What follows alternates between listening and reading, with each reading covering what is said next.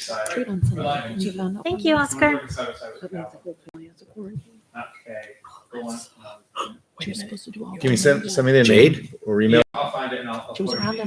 him. Because I mean, somehow I'm not on half the mailing list. She doesn't She have to go sent to that school. and she sent, the The slideshow, yeah, She I can didn't receive still it. go if it's not a household. I'm like, oh, this one's 15.5, this one's 16. Oh, okay. She was able to get 2 home tests. Good evening and welcome to the November 3rd, 2021 meeting of the Litchfield School Board. I'd like to call the meeting to order and start with the Pledge of Allegiance. I pledge allegiance To the flag of the United States of America and to the republic for which it stands, one nation, under God, indivisible, with liberty and justice for all. Let's see, do we have any revisions to the agenda? So we modified the agenda a little bit from what was sent out.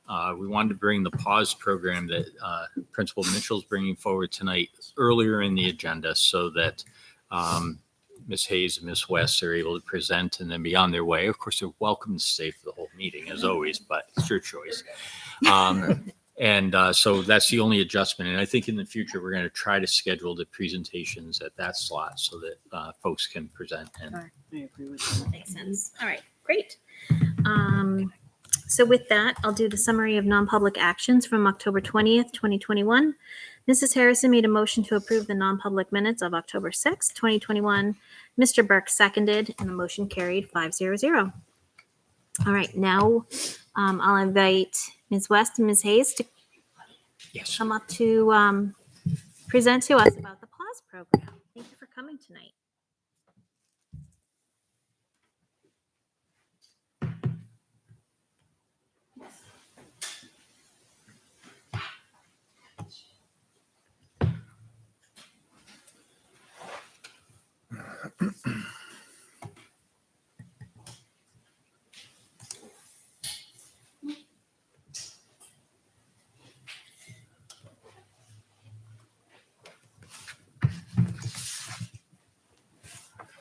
So we're going to start talking about the pause work study practices, which was an initiative we started a few years ago to support Griffin Memorial's emotional, social, and behavioral support, and as a community as a whole, and not just in an individual classroom setting.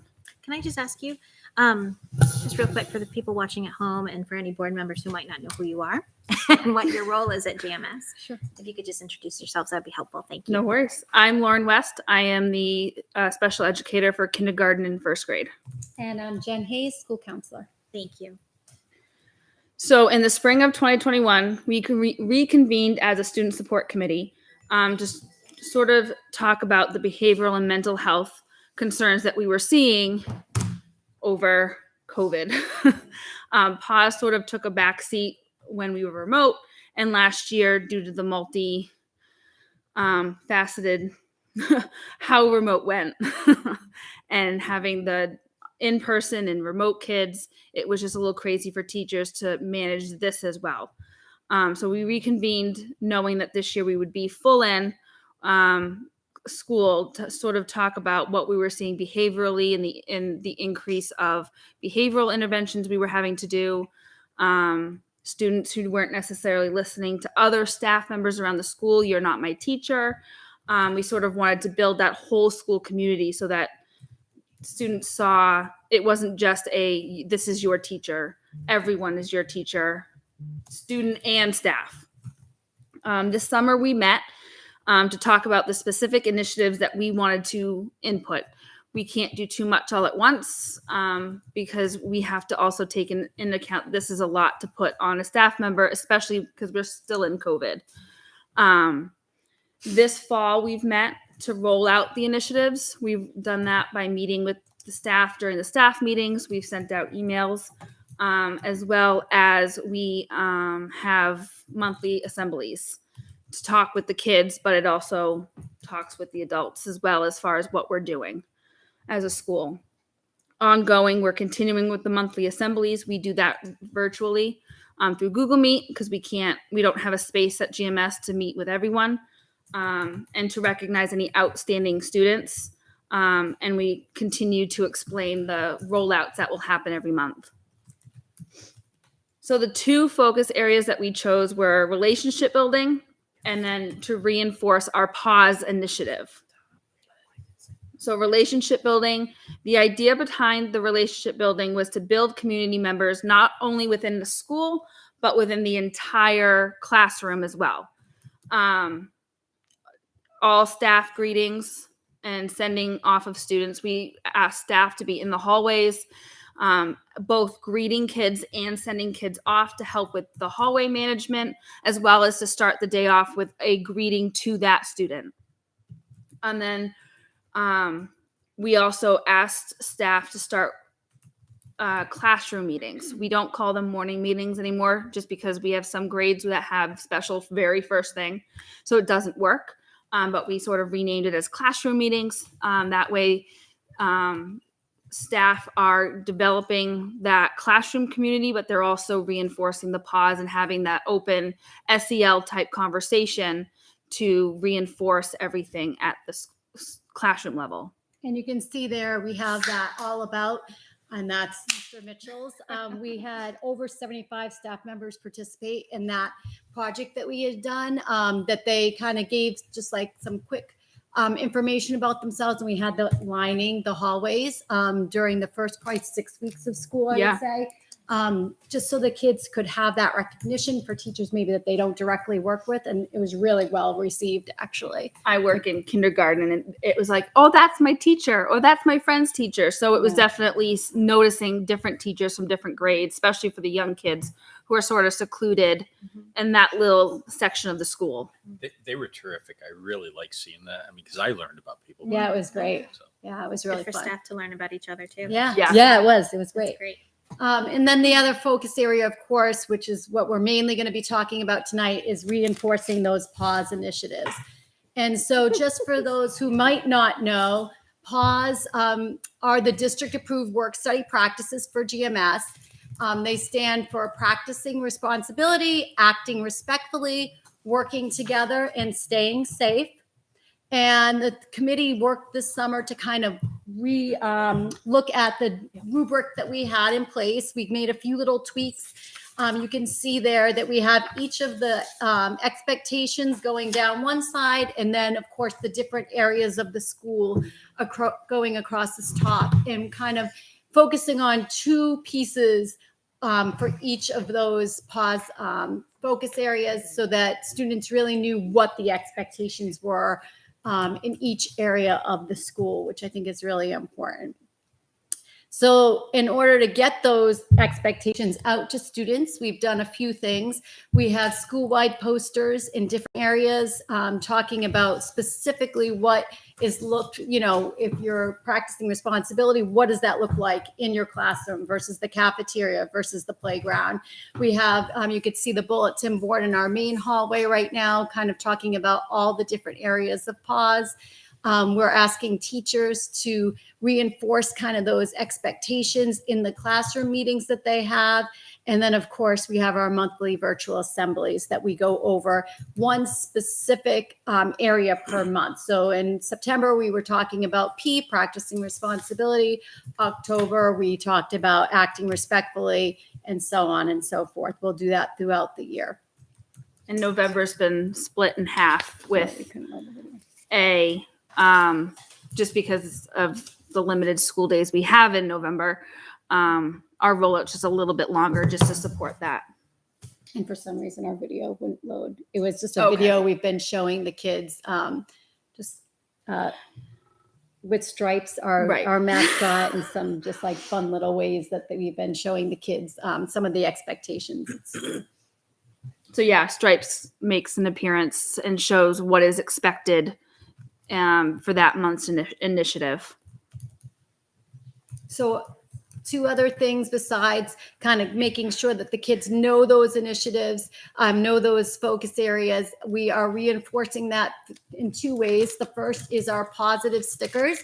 And every single staff member in the whole building has a set of stickers that they can give out based on what we're working on that month. So in the month of of October, we have those staff members looking for students that are acting respectfully, giving out those stickers. We felt it was really important not to just have the classroom teachers giving that out, but every single staff member, so that students knew this is what we're looking for. Everybody's going to be reinforcing that. That's been well received by Right. the students. We have some students that are just, putting it on their shirt and then they go home. A lot of students are collecting them like on their Folders. agendas or their folders.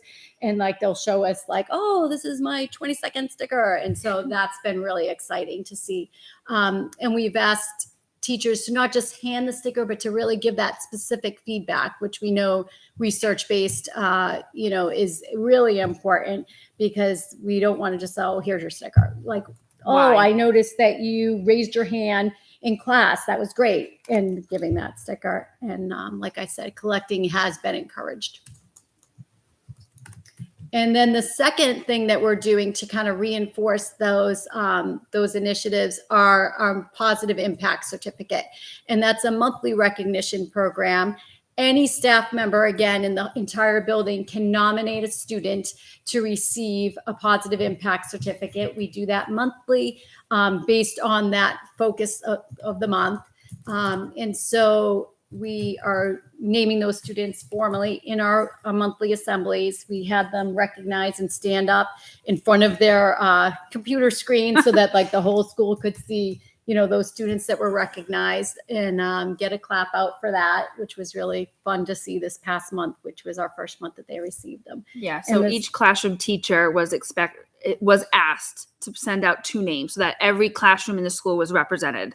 Mhm. Every other staff member, it was optional to submit the form with any additional students that they saw were nominated. But we wanted to make sure that every class had at least 2 nominations presented. That way it was well equalized, and not one class had nothing. And then we are maintaining what we call our teacher toolkit, which is a Google Classroom that all teachers have access to in our building. And it really just has additional support materials for them to be able to extend, any learning in their classroom on the focus topic of the month.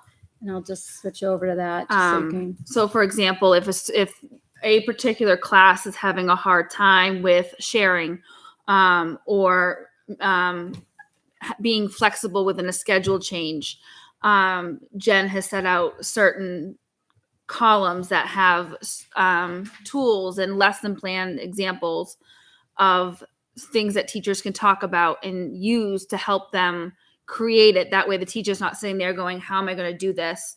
We're sort of supporting. And it's the same thing for the student support initiatives.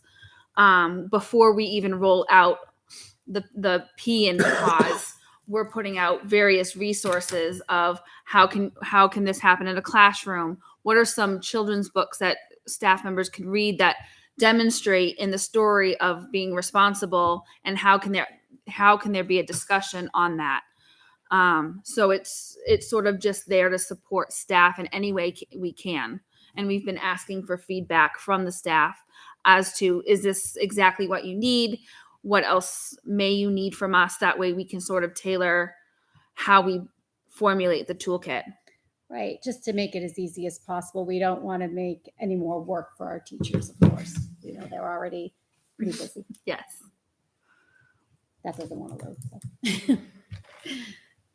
And so I think that's about it. I think that that's kind of it. covers where we're at with our pause. Great. Very good. Do you see an impact? Like I know we've only been at school for 2 months, a month and a half, but do you see? Anecdotally, I think so. I Yeah. think, when we first came back, we saw a lot of increased behaviors, particularly in our building. Like kids kind of forgot how to be in act in our school. classrooms. And I think that has definitely reduced. We can't say definitively if that's a result of pause, but I think that's a piece of it for sure. And doing that relationship building and making sure that foundation is there has been really critical. Right. And for a lot of our staff, they already do most of what this is. They may not know they're doing it, but they are doing it. And it was just sort of putting a light on it and saying, okay, we've been through a crazy year and a half. We're already another year potentially into crazy with COVID. And how can we just add a little bit more light to put the student's social emotional health in a different light? Because we need to focus on the whole student, not just the academic side of a student. I can say there's been a huge buy-in with the stickers. Yeah. Almost daily, I have a student come up to me and say, I got a sticker. And I said, oh, what'd you get it for? And then they'll tell me, you know. That's awesome. Yeah, I would Something agree about with that. stickers. Yeah, That's, and the reasons vary from acting safe in the cafeteria to Mhm. I help the friend. And I think a lot of the staff buy-in, like really having like the lunch and recess monitors have really bought into that. So that's Yeah. a really key place where you really kind of accentuate good behavior Yeah. and reward it. And that's really resulted in that's fantastic. a pride. I'm joking that we need to get these kids college football helmets. Mhm. So they can line up, you know, like Oh, oh, yeah. stickers. And we had great staff buy-in at the fall when we started the beginning stages of getting this back out and the rollout.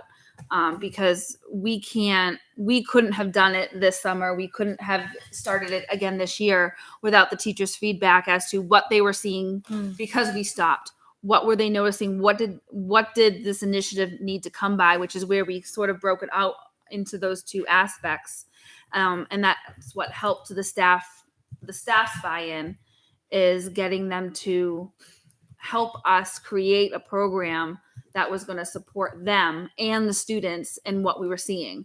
Because the group of 10 of us aren't going to know every aspect of what's going on. No, and I think the support committee is, has a wide variety of different stakeholders, and that has been really helpful. Right. And I think we very conscientiously try to make sure that the initiatives that we put out were going to be very doable by staff. Mhm. So there was a lot of different things before we landed on the pause stickers. What are we going to do that's going to be quick and easy and meaningful, so that we can really make it work? Right. Because 3-ish years before COVID started, we didn't use stickers. We had tickets, Mhm. tiger tickets, which would be collected, but also would get lost and had to be collected and stored somewhere. And this was just an easier way that students were responsible for storing or taking home whatever they wanted to do with their prized sticker that they earned.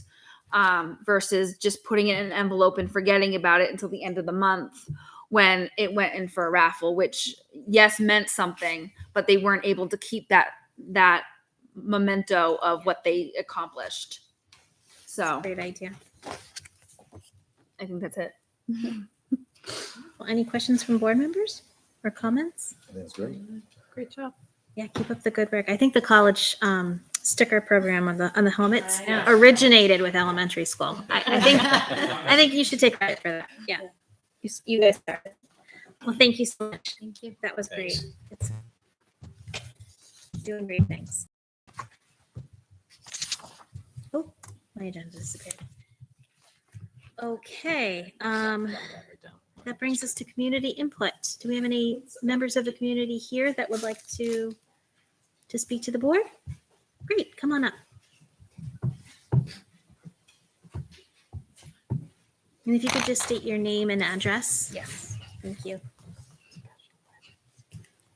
Hi, my name is Karina Carton. I live at 3 Century Lane here in Litchfield. I currently have a junior at CHS. I have my notes for you, so don't have to write everything down. I'll just give them to you. Thank you. First and foremost, I want to thank each and every one of you because I appreciate the work that you do within our community for the schools and our students. And I know that it's a thankless job. So thank you for stepping up and filling these positions. But it's for that very moment, that very point that I'm here tonight is to ask for your help. Every year we've been asked to sign or to read and sign a handbook acknowledgement paper saying that we have read the CHS handbook or any handbook within the community every single year. Every year we read through the handbook and we note the minor changes, dress codes, qualifications for graduation, little things like that have changed over the years.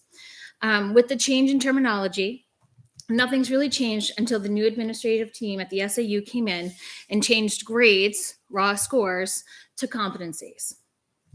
I am a proponent for competencies, and I think that it really does a great job at outlining where students fall short, where students excel. And as a parent, I know where I can help my son. As an educator, I know where those students in front of me sit and how I can best utilize their strengths and weaknesses to make them feel successful. Tonight, I'm here requesting that you take a deep dive at what is actually written in the handbook for CHS as in if and how the policies approved by the school board are being implemented. I'd like to read from you the handbook, what it says about summative and formative assessments. But before I proceed, I'd like to let you know that I'm pulling this from the 2021-2022 handbook that is available online. On page 8 of the handbook, it states, in order to measure student knowledge or skills, teachers often use formative assessments before summative assessments. I've been an educator for quite some time. I know that formatives come in all shapes and sizes. I know that there are formatives that are a conversation. I know that sometimes the formative is just a pulse check. Thumbs up if you got that right. Thumbs down if you didn't.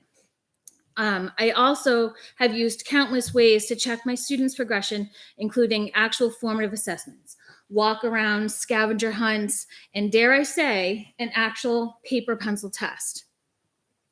I asked my son's teacher if she can share with me what kinds of grades he has to show that he has shown that he's ready for the summatives, to which I get a reply, and I quote, I don't give formative assessments, I give formative assignments.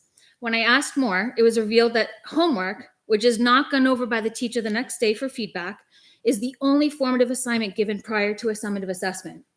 The teacher cannot even tell me where my son is progressing in the curriculum. In the handbook on page 20, under homework guidelines, it states, teachers shall provide feedback on formative assignments completed outside of the classroom regularly and indicate the student's level of understanding at that time using various forms of indication symbols, check marks, comments, numbers, percentages, etc. Currently, this is not happening. I have my son's folder here if you'd like to review the homework that he gets on a daily basis with no feedback from the teacher. Speaking of summative assessments, I would like to also point out that the policy of summatives at CHS. On page 8, the handbook states, summative assessments are larger assessments used in mastery learning to gather cumulative information on students, learning in order to certify competence and assign grades. Summative assessments tend to be on broader scope and sequence and cover a larger portion of the course than do the individual formative assessments. First of all, this is a powerful statement. It takes a stance telling parents that summatives are given at the end of a larger, broader unit, since you're looking at retention and application of the concepts in class to allow the students to show competence in the content area being assessed. Secondly, I'm also very confused by this statement because this week, Monday, my son took a summative with 3 questions from Chapter 3, Section 5 of his geometry textbook. When talking to the teacher, it has been said that the teacher does not do unit summatives and instead gives weekly, sometimes twice a week summatives. I'm not sure how this can actually show competence or mastery in content with only 3 questions. I also appreciate having the retake policy since we can all understand that to show mastery, it isn't going to be on a single day. We need to have multiple data points from our students to be able to show true mastery. And as it's outlined, the broader unit. I was told that the math department does not do retakes. Rather, and I quote from the teacher, speaking to the math department corrections policy, we have found that test corrections provide more of a learning opportunity to students than retaking an entire assessment. This way, students are truly able to recognize a mistake and better understand how to correct it moving forward. Students in the math classroom are only allowed to fix their questions for half points back and not allowed to do retakes. Allegedly, this has been fixed, but my son has not been offered one yet. My son is in a math class where mastery is not important. The teacher stated that the math department does not do retakes, so that means that my son, who has failed most of his summatives this semester, will never be able to show mastery in content in the class in which he sits in. Not to mention, the outline you have to follow to get the points back asks students to answer questions, with the last one being, how can you ensure this mistake will not happen again? I'm not sure about you, but I believe that mistakes need to happen because how else are you going to learn? But yet the children are asked, how can they be perfect? I've emailed the principal and my emails have gone unanswered. When we have spoken about it in person, he believes that the math department is in fact correct, that the department is being defended by him when we have spoken to him with his response of, there's a good reason why the math department doesn't take retakes. I have asked for the math department's policies, but it cannot be produced by anyone. There is no record of their exception. Mr. Lonigan cannot share with me, and neither could the dean of the department. I'm asking that you do a deep dive into this because in order for competencies to be equitable and true for colleges, all teachers must be using the same mode of grading. I would also like to request that teachers get proper training in competencies so that students will not need to figure out how each individual class gets assessed. It should be uniform in the school. Thus, the reason we have school policies and school board policies. I'm also asking that Mr. Lonigan to be able to have clear expectations outlined for him so he cannot and will not let the departments do their own thing. To the parents that might be watching this, be sure to check your child's math grades and advocate for your child to do a retake. Thank you. Thank you. Can you look into this? Absolutely. Yep.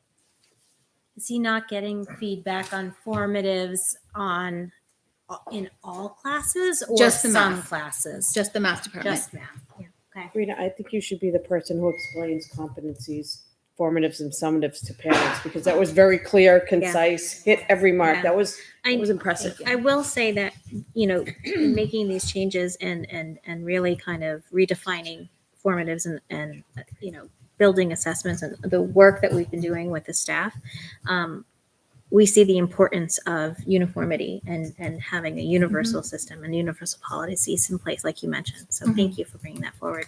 Yeah. And my son struggles in classes. So with most of his teachers following one piece and one teacher not, it's very difficult for him to know where he stands. And like most students, he's a boy, he's 17. He's not going to do the self-reflection with the thumbs up, thumbs down. He's not going to be like, yeah, I truly didn't understand this chunk of questions. He's not that kind of reflective person in the moment. Afterwards, absolutely, because he will talk to me until he's blue in the face with his reflection. That's But any in the child, moment, Corinne. That's any child. Put yeah, on the so I spot. can't understand how a teacher can actually know how the student is doing. And the fact that you have three questions on a summative, that is not competency based, and retakes is the driving force of competencies. So something needs to change because students are failing and their voices are quiet, and it's saddening to me because he used to love school and now he doesn't. So Thanks, Bree. Thank you. You want to leave the, I will. Yep. Thank you. thank you so much. Let's see. Anyone else here for community input? Do you have anybody in the meet? Let's check the waiting room. Stop the clock.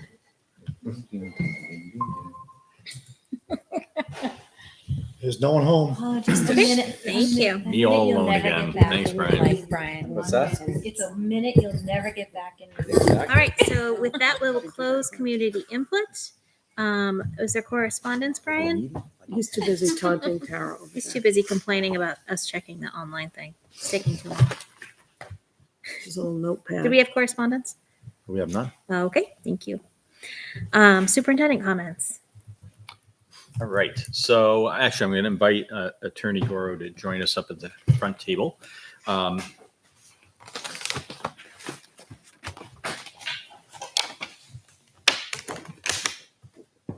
And you all know Diane, right? Yes. Okay, perfect. So I asked Diane to come tonight because we are looking at kind of an early draft of the warrant. And I think it's really important with all the issues that are pressing this year that we get an early start on that. And one of the items in particular is the municipal lease purchase agreement, which is the way we are planning to fund the renovation work at the middle school. And municipal lease purchases have been around a long time. There are a variety of ways to go after establishing one and using it to fund the project. But they're kind of unique to the school district side. we might municipal lease purchase copiers. But you're talking thousands of dollars versus this could be millions of dollars of lease purchasing. And so I want to make sure the board understands the purpose, the roles, the structure, how one goes at pursuing a municipal lease. I think it's a couple of things to point out to the board. It's allowed by the RSAs. It's a creative way to borrow money, and basically using the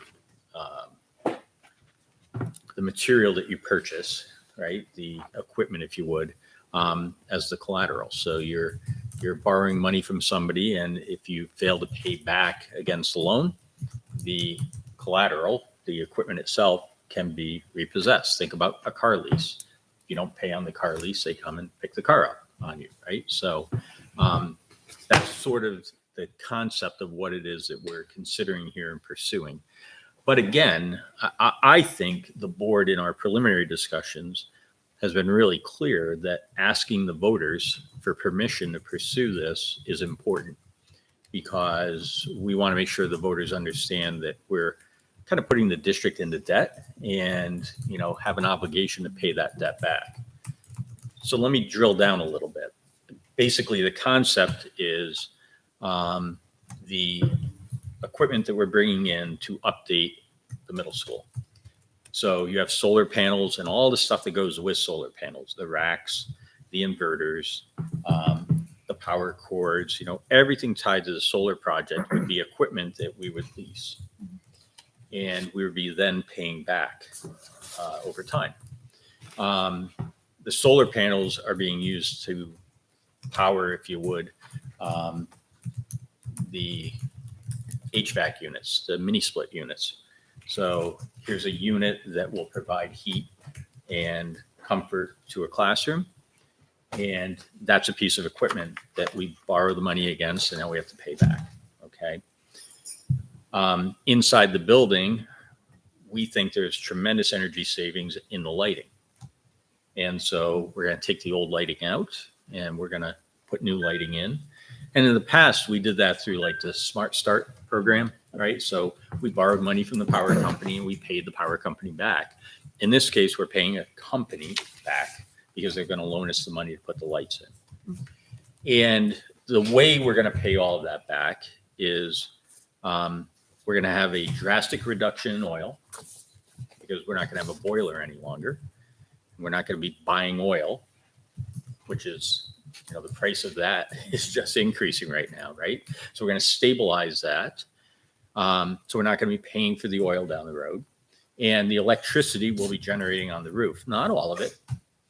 Right now, it's getting dark out and the custodians are working and we got to pay Eversource for electricity at this point. But the bill for Eversource is going to go way down because we'll be making most of the energy on the roof, using that energy during the day when the school is running and it's light out. And so that, Some of it batteries, right? and there will be battery backups also installed, we think. That's part of what we're trying to do. But you'll watch the energy price or the bill to Eversource will drop drastically, and you'll use that money to pay back the company. I'm trying to think if there's other, it's really, those are the two big savings. So basically, we're going to borrow a big pot of money. We're going to pay it back over time. And we're going to use the operating budget, the money that's already in the operating budget, to fund that. Okay, so it'll be responsible to the taxpayers. It takes existing operating costs, uses them in a smarter way, really buttons the school up. And frankly, it positions us, we're talking about getting another 40 years out of the middle school. This puts us in that position because we'll be generating ourselves and having that money available, right? So that's what we've all talked about. We don't have a price tag yet. I believe I saw the pricing set came from the architects today. Haven't even looked at it. So we're just getting it. But when we do, we'll be able to put together, so warrant article, and I think it's warrant article number six. We'll put the dollar amount in there. So can you read to me 6? I don't have it right in front Yep. Shall the Litchfield School District authorize the school board to enter into a some number year municipal lease agreement in the amount of some amount of dollars for the purpose of funding the Litchfield Middle School Energy Project, including but not limited to building renovation, heating and ventilation, lighting and controls, renewable energy, and to further raise and appropriate the sum of some amount of money for the first year's payment for that purpose. This lease agreement contains an escape clause. Majority vote required. So that would be put in front of the voters, and we would have to make, what I just said would become the case that we want to make. So I'm picturing, a nice one-page handout that sort of summarizes, we're just saying instead of paying these people for this, we're going to take the same money and pay these people back for that. Which a lot of the work that Dick Henry's doing is going to give us the substantive dollars or projections of how much we can save through. Right. a lot And of how these many things. years? Yep. And all. Is it a fixed rate lease? Yes. Yeah. So municipal leases right now, Tara, are very attractive. Sure. They're 2% somewhere in that ballpark, and it's fixed. I mean, 2% Yeah. fixed. That's a loan that is, the amount of money you pay back in the interest is so small, and spreading that across, I'm going to say 15, 18, 20 years, whatever the number we come up with, it'll become part of the operating budget. It's how we move forward, but it will stabilize those costs. Oil is doing this over the last 15 or 18 years. And that would not be the case with a municipal lease. It would stabilize that because you would know what that looks like. So conceptually, that's the type of warrant article that's been crafted. That's the concept that we have. And I, again, I'm going to turn it over to Diane to just make comments on this, but I want to make sure the board is comfortable with the concept going forward, because we'll be working with Diane closely as we tweak it, send this to DRA, et cetera, and try to get this finalized. But this is just an important one to get down and have people understand. So Diane, anything you want to add or comment on? They're energy savings, municipal lease purchase agreements. I review and give opinions of council on many of those. I look back because I recall the first one I did and what district it was. It was 2006. So these have been around for quite some time. The language in Article 6 is DRA's standard language for approving it. And basically, with the non-appropriation clause, it's not considered long-term debt. The companies that do this, and there are some that do it all the time, they understand that what a non-appropriation clause is in there and what it's for, but they're often an easy way to fund projects with, the energy savings. Some of them projects have guarantees that the company that's providing the improvements will sign an energy guarantee. If you don't meet the expectations, then the district gets money back. I'm not sure if that's what you're doing. But generally what happens is you have a contractor that's going to do the work. You have a contract with the contractor, and then you have a company that is going to provide the district with the financing through a lease purchase agreement. They pay the contractor, and then you pay the loan or the lease purchase agreement back over time. So very commonly done. The statute is pretty clear that you can make improvements to your building related to the equipment through a lease purchase agreement. So, clearly HVAC, heating, solar panels, they're going to be affixed to the building, but that's still permissible under the statute for a lease purchase agreement. I had a conversation with Gordon about for a new school. I said, could we lease a new school building? And he told me, no, you can't do that. What could they repossess? Come and take away the bricks? But Diane and I did talk about you could do one for the windows. That could be the type of energy upgrade. So, and again, a company that enters into a lease agreement with you is going to understand. So what's the viability of coming and taking away the windows if you don't pay? But on the flip side, how many municipalities who have to run a school are going to not pay on it when it's the windows that are at stake? So you have this kind of natural tension point that keeps everything plugging in the right direction on it. So, but we cannot lease a new school building. That has to follow the traditional bonding route. But, we could explore at some point, what part of it has to be bonded, and are there like fixtures and aspects of it that can be then considered leasable, right? So can you structure it in a 2-tier, part lease, part bond type of thing? I think you have to pass the bond. I think you have to get the 2/3 threshold, but it might not be for the total dollar amount. You might be able to leverage it. So Yeah, I mean, and we talked about this. I mean, under the law, you have personal property and then you have fixtures. Fixtures are lights, boilers, windows, ventilation, HVAC systems. They become part of the building. So it really is a building improvement, equipment that becomes part of the building. And the law recognizes that equipment that becomes part of the building, it's permissible right in the statute to do it by a lease purchase agreement. But you're correct, you could not build a new school or build an addition to a school through a lease purchase agreement because it's not equipment.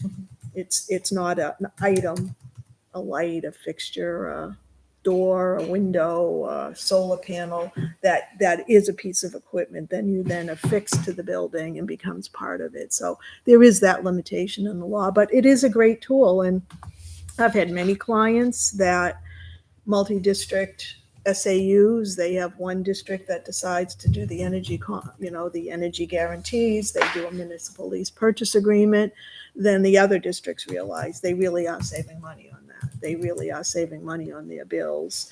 And then it becomes that district might do it. So, I mean, I think it's been a valuable tool. I mean, obviously with climate control and people are worried about the environment, just having that as an efficient method of taking care of your utilities and your building wise. And I have not had cases. I always we usually see the worst.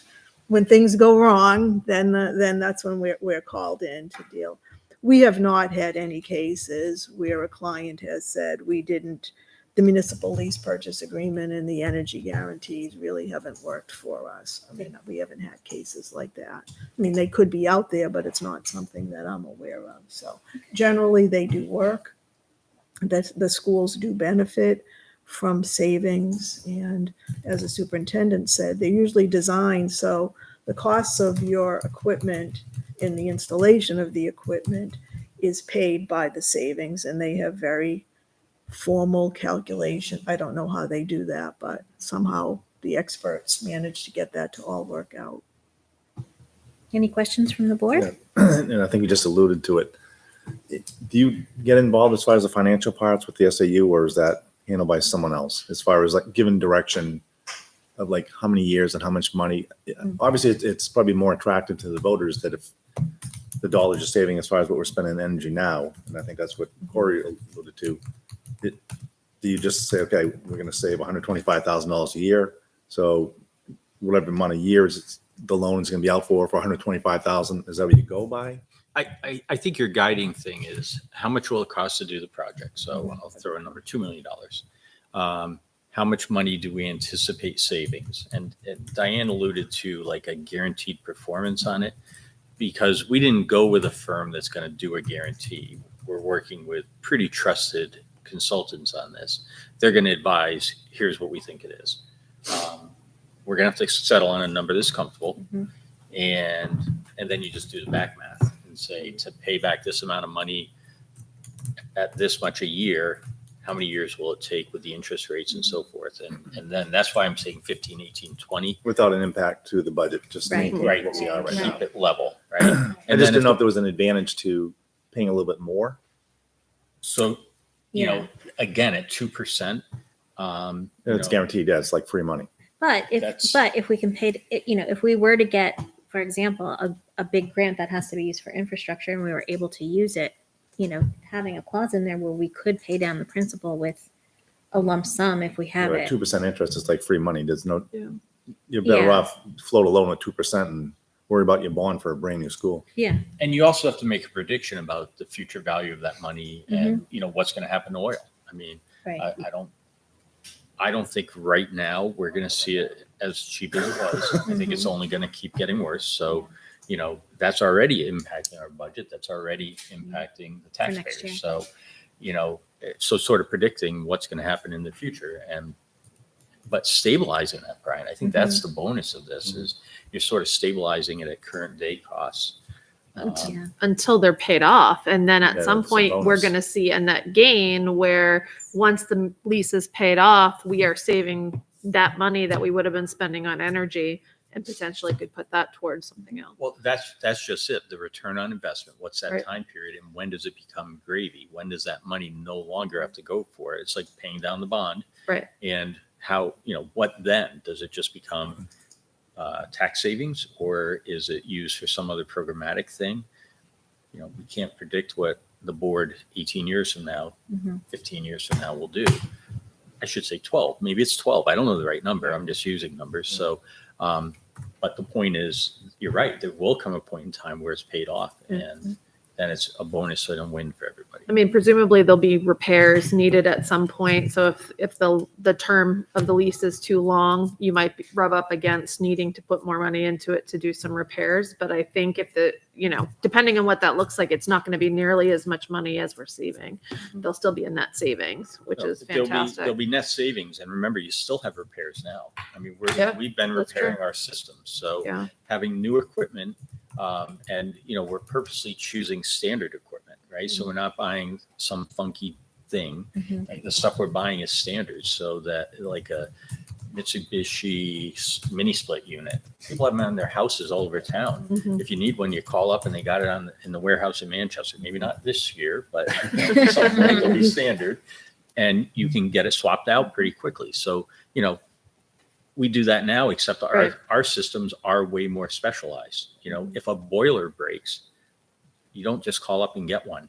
So I think it's a smarter way of coming at it because the repair costs are always there. Right. There's also the piece too where we had discussions with a company like Siemens that does the power purchase agreements that puts you into a performance bond Yeah. type situation. Similar. They put the equipment in, they own it, they maintain it, and they make it proprietary. With capital lease, you're getting the equipment and you can choose the right vendors. And we've really been working with a lot of fantastic companies that David and Dick have put us in with that, we'll be able to maintain relationships with them and keep the equipment up and running.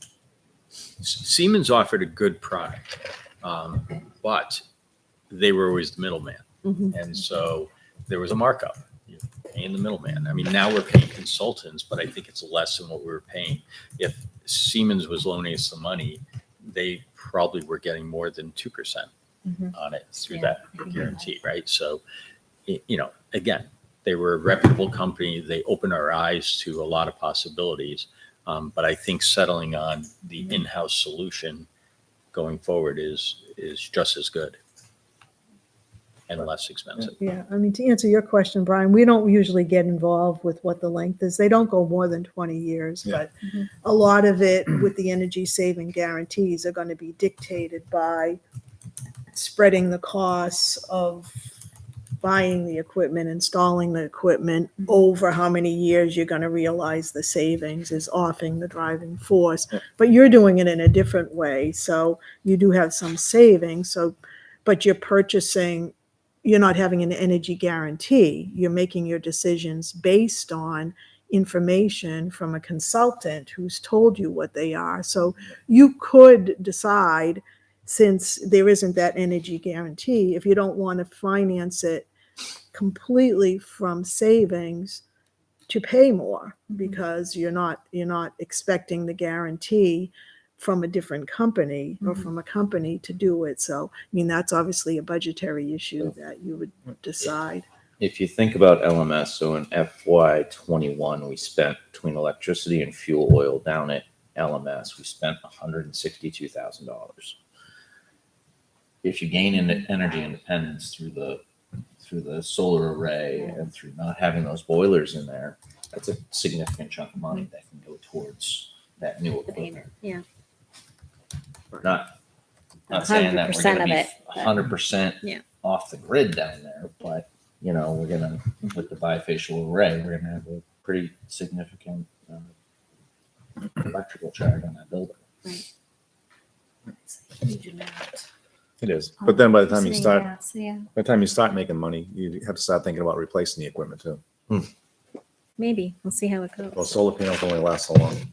Yeah. I just mean that, 25. you know, depending on what, And boilers only last so long too. right. But you're still gonna continue having the savings or continue having a Yeah. flat amount. And we're not reliant on fossil fuels and, And The Dick has the Eversource. numbers on the solar panels. I mean, 25 years of really reasonable energy production is standard. They start to degrade after that. So they drop from, 100% to 95% to 90. Then they slow down over time. They get old like people, but Brand new roof on there too, so we won't have to worry about Yeah. that. exactly. And Yeah. so it'll put us in a pretty good spot for a long time. a couple decades. Yeah. hopefully. Which is good. Anything else on the municipal lease question? And it's just a majority vote. It's a majority vote It's not a of super majority like a bond would be. the public. And, if you think about this, if we get a majority of board vote, I mean, a 5-0 vote would be awesome, but, we'll see how what the details are. That goes in front of the voters. The budget committee, I think we educate the budget committee on what we're doing. They're familiar with these because the town does them. Mhm. So, we can show them the numbers as to how this is going to pay itself off. It's using existing funds, et cetera, and it's going to stabilize spiking due to unknown energy costs. I don't know why the budget committee would not be in favor of a creative way to fund this, right? So now you have a warrant that needs a simple majority with a recommended vote from the board and the budget committee. That's almost a slam dunk in town to get a majority vote.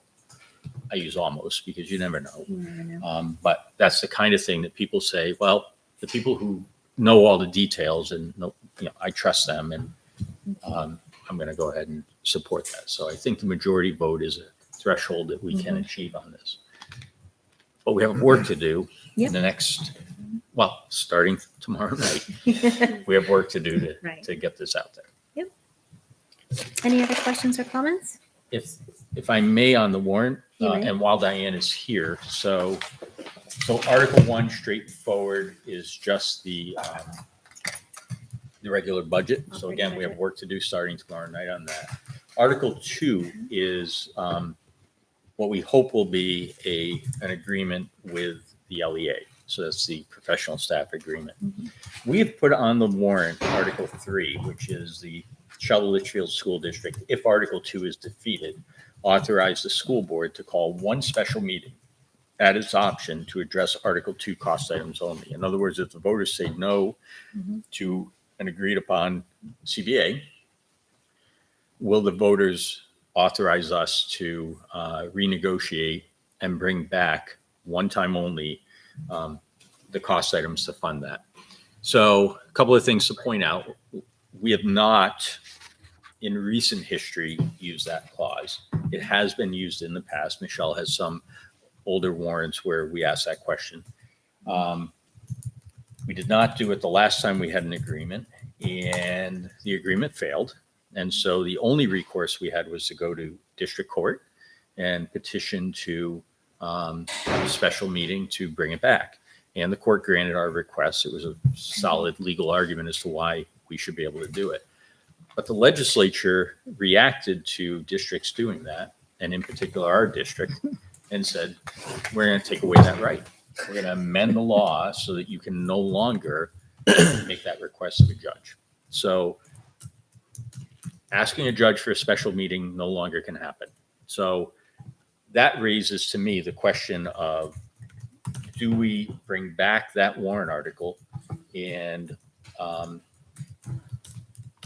let the voters decide, do they authorize us to do it? Because that's the recourse it is in the law, is the voters can do it. So, and of course, we have a similar parallel article to Article 4, which is the LSS contract. So if that were to fail, will the voters let us bring it back? So, Diane, I think I framed that right, but if there's anything else you want to say on it, and I think just some early, we don't have to make a decision. This is draftier than draft, but thinking about it now, because it's going to get really fast and furious. And so I want to make sure that we kind of know where we're headed on it. So No, I think you summarize it accurately, and I call it the Litchfield Amendment in the law, because, I mean, I think it was a direct result of the court granting the special meeting when you didn't have that language in. So now the law is pretty clear. It's actually brought by our own state representative. Correct. So, and so now the only way, if your CBA article fails,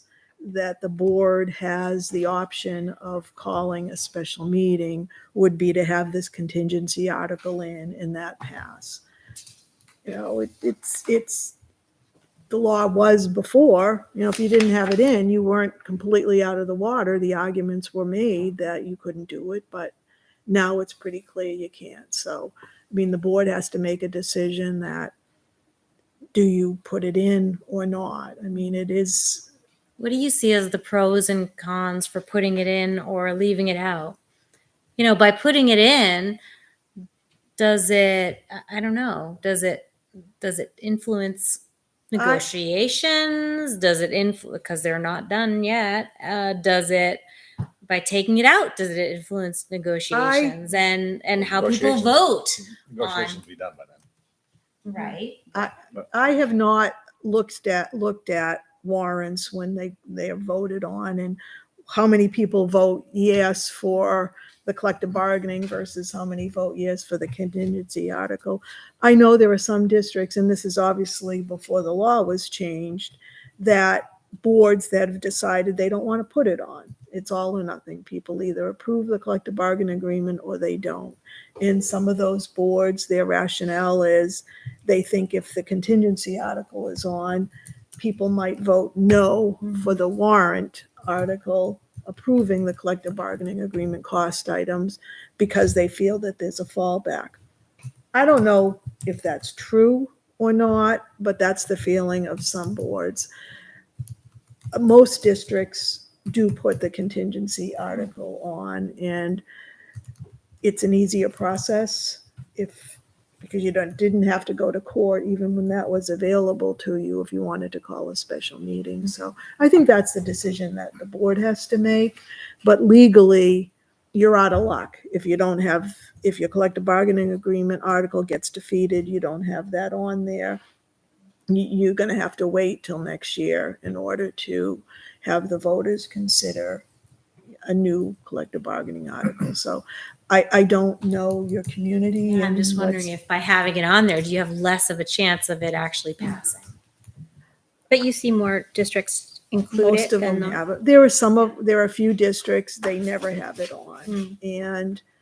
But they're also, I think most of the time their collective bargaining articles pass. So it's just a community thing.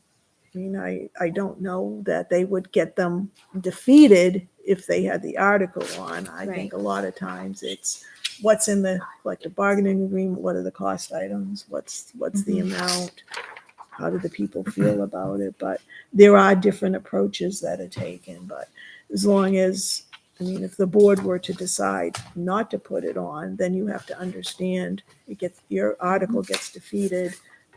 There's no The recourse. teachers and the other units don't get any pay raises till the next.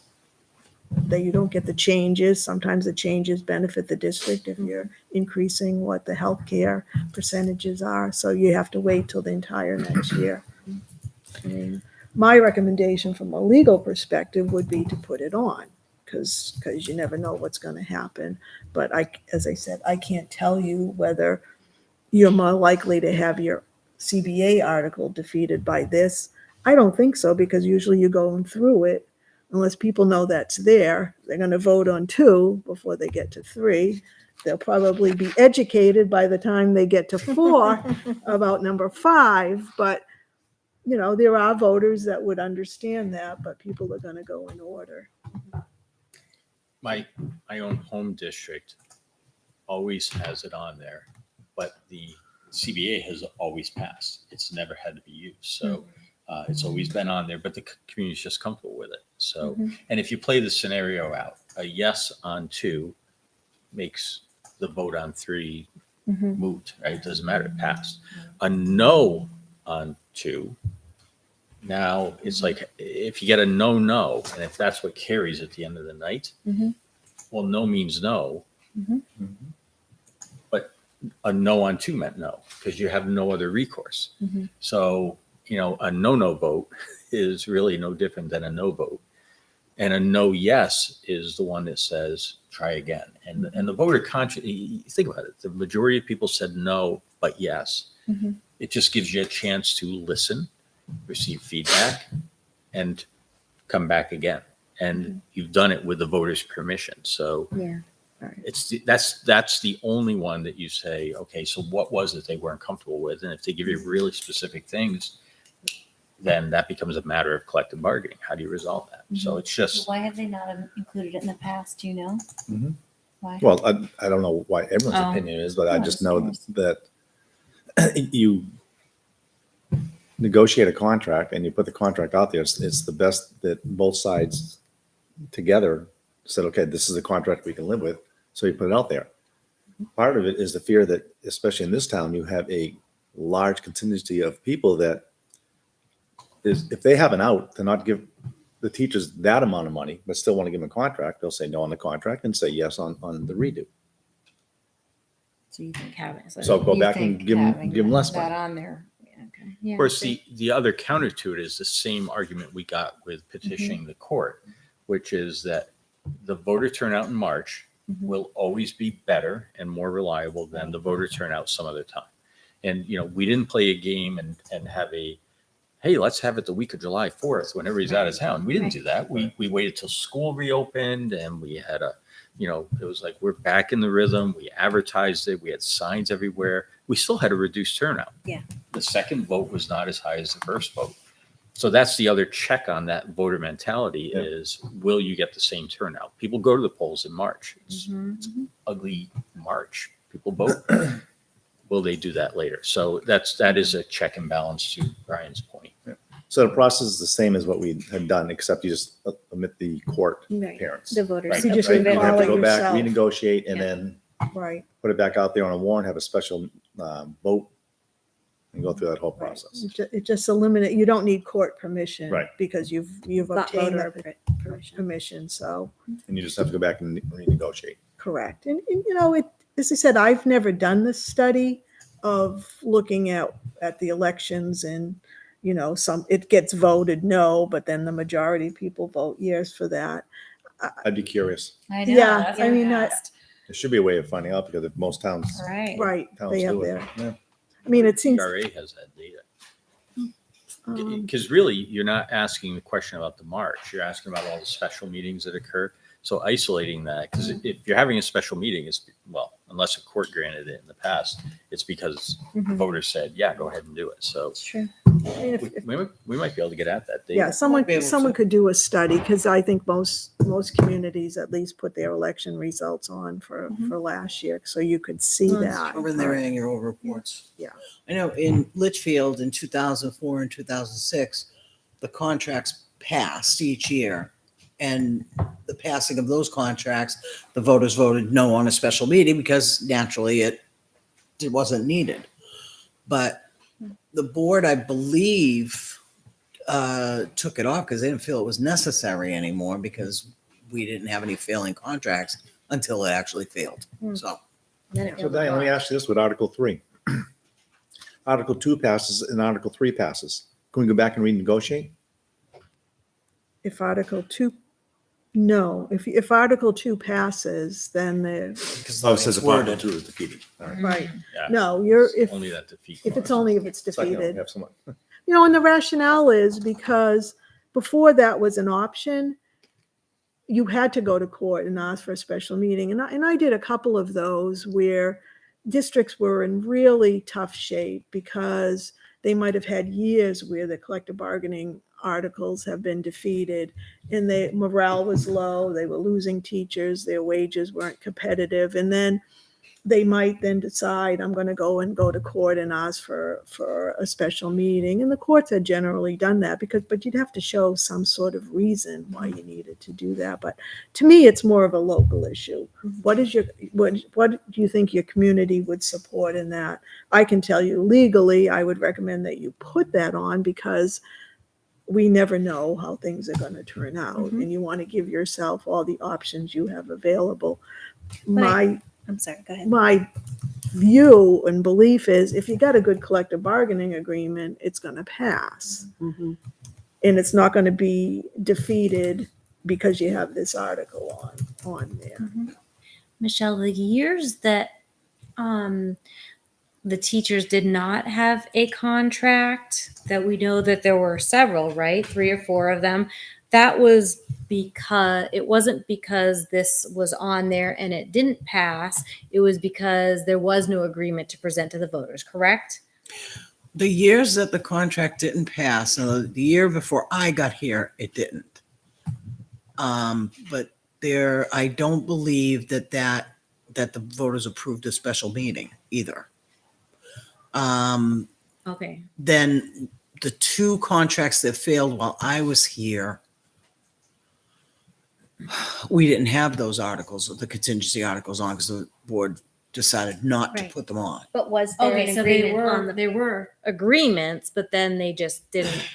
So They didn't just pass were and not the supported by the contingency wasn't on. voters, right? And my understanding was the board was not willing to go to court. Right. They said, the voters said no, so Oh, that's Yeah. that. So there's that factor. But the other piece too is, in some cases there were agreements, but the agreements were for no step, no gain. So that also had a different flavor in it. So, Right. Just going back to the whole misstep thing, but in some cases that was the agreement to miss a step. So, Yeah. it's a little bit, you got to piece all these pieces together to understand exactly how we got to where we are. And correct me if I'm wrong, even though you don't have the contingency article on there or anything like that, doesn't mean you can't go back and renegotiate for the following year. You can renegotiate, but you're not going to be able to bring it to voters to Till the approve following till the March. following Right. March. Right. So that never stopped us from renegotiating, it's just we couldn't bring it forward till the following vote. right. I mean, sometimes it might be, have you had your collective bargaining agreements approved in the past, or how many years are you going without having anything approved? Yeah. Factors into that. That's certainly something to think about. But we don't need to decide tonight. We do not, but I do think you want to think about it with the sum total balance of the warrant. Yeah. Because Yeah. Right now, we're up to how many articles? yes, we're up to Article 6. Right. And then there's a 7th one, which is the GMS project, which is a whole other open book right now, that the board is going to have to make some decisions on. But, the reality is we're making, I think, good momentum. I think we've got the right team together who's working hard on this project. And it's going to require some additional costs. We've asked the taxpayers for $70,000 2 years ago, $100,000 last year. They supported it. Say, no, we got to do something. I think even though last night one of the options was do nothing, I think we can't do nothing. We have to do something. So we've asked for the money, and the voters recognize that they've given us. But this ask is going to be bigger because the work we have to do in next year is a bigger amount of work. So, but that's the reality of trying to get a project brought forward. The board is absolutely going to have to wrestle. And when you add all these up, you're going to have a big warrant in front of the voters. So that's the scenario that we're facing. Yeah. So early start, early thinking about it, opportunity to talk to Diane, talk it through, think the pros and cons. All of this is important at this stage, and we haven't even, show starts tomorrow. So Thank you for Great. coming down. Oh, you're Yeah, thanks, welcome. Diane. Thank you. Across Thanks, wherever you Diane. came from. Nice seeing you again, Diane. You too. Okay, any other discussion on that, or should we table that for another night? I think we should table it as we continue to develop the budget. Yeah. And have all that sort of unfold. But we'll keep it here and we'll keep tweaking and adjusting. And the board has to keep noodling on this one because it's going to take us a while to get an answer. Okay. Thank you. Next up, I had community forum debrief. So actually, I'm going to invite Dan to the table at this point. He's a key part of our community forum debrief. But first of all, thank you to all 5 board members for being there last night. I think the community who came out were very passionate, very interested in the project. They offered tremendously helpful commentary. I think the task we gave them was slightly abstract we've been talking about this and we had people who showed up and it's like, I just got my kid in kindergarten and I'm all excited about this, but I'm not really sure I like that portable concept. Right. And so, it was an opportunity for people to start to engage. And I purposely last night, I held back. Like I could have shouted out the things we needed to do, but I'm like, that's not my job tonight. Our job is to listen. Yeah, Liz, we knew you'd go anyway. But, that's what I did. I think others did it at their tables. Dave and I at the table said the same thing. It's like, no, Yeah. you have too much information. We'll just back away. I think we did okay. We had very active. I added a couple things. You facilitated the conversation a lot. You asked more questions of them. And Yeah. kind of pushed the group more than. And they were very forthcoming Yeah. and with ideas and. Oh, everybody has an idea and an opinion. Everybody, it's amazing.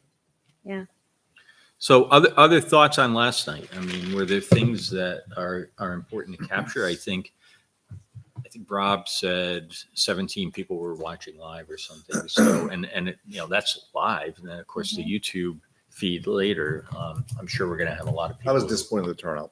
I was too. Extremely disappointed. We I mean, were very it's administration heavy. it's a huge ticket item. It's something that's needed desperately.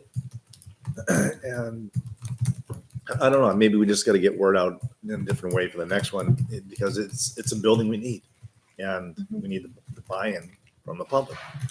Yeah. So what did we miss on the communication? I mean, we hit Paper. all. It needs to go home and take home folders. It's gonna be Old school. It's gonna be more than just the parents that are attending school Yeah. now. It's got to be around town. So I suggested to Mike today we get Senior the places. town hall signboards on Hillcrest and Albuquerque. Postcards. If we can get Postcards, yeah. a notice up on there. Maybe we could draw up some big posters to hang on the entrance doors of each of the 3 schools if we can get them before parent conferences when parents are coming in and out of the building. I just wrote down, have a QR code that they can scan to, share your input here, and it links to an email, to the email that was sent out, or But I think even the information was sent out, people weren't really sure of what it was. So we're going. right. So maybe I heard watching the several- video will help, more people become interested and There are want to several people engage. say they got a text or an email and they Yeah. weren't quite sure what it was. Yeah. I'm hoping word of mouth from, I think from the so, group too. that was there last night. Yeah. Well, they'll have to do a lot of I hope talking that'll because it help. wasn't a big group. No. No, Sure. but parents talk to parents, and I think the community goes out from there. I know we had in our group at our table we had a few community members who have had kids go up through the school district, but were there. We had one of the library trustees there last night to talk about, hey, what can we do? Is this as a community viewpoint? And I think hitting on the discussions that we had last night about how do we meet the needs of the community with reimagining GMS. And I think the more we do reaching out to members of the community, like the planning board and the rec committee, and, those kinds of people in town who are active and involved, who might have, who definitely have ideas and things to share and input to give on the project. But I think overall it went pretty well last night. I wish there had been a bigger turnout, but Years ago. I when think we were doing personalized the- invites to certain groups would be helpful too. yeah. PTO. Yeah. So if you have group emails like that, let me get you Charlie announced last night that There's an email address, the Yeah. Litchfield School Improvements with an S Mhm. at litchfieldsc.org. Charlie's monitoring that box, and Charlie's the communication guy. So if you have specific people that you think, send it to that email address. Charlie will and capture it. I think asking people who were there last night to bring a friend next time is another I did that at our strategy, table. because that'll double our population, and Mhm. that's we the can formula. we can also maybe individually, and maybe we assign out, but through Facebook, you can message the admins of the groups in town Oh, too. yeah.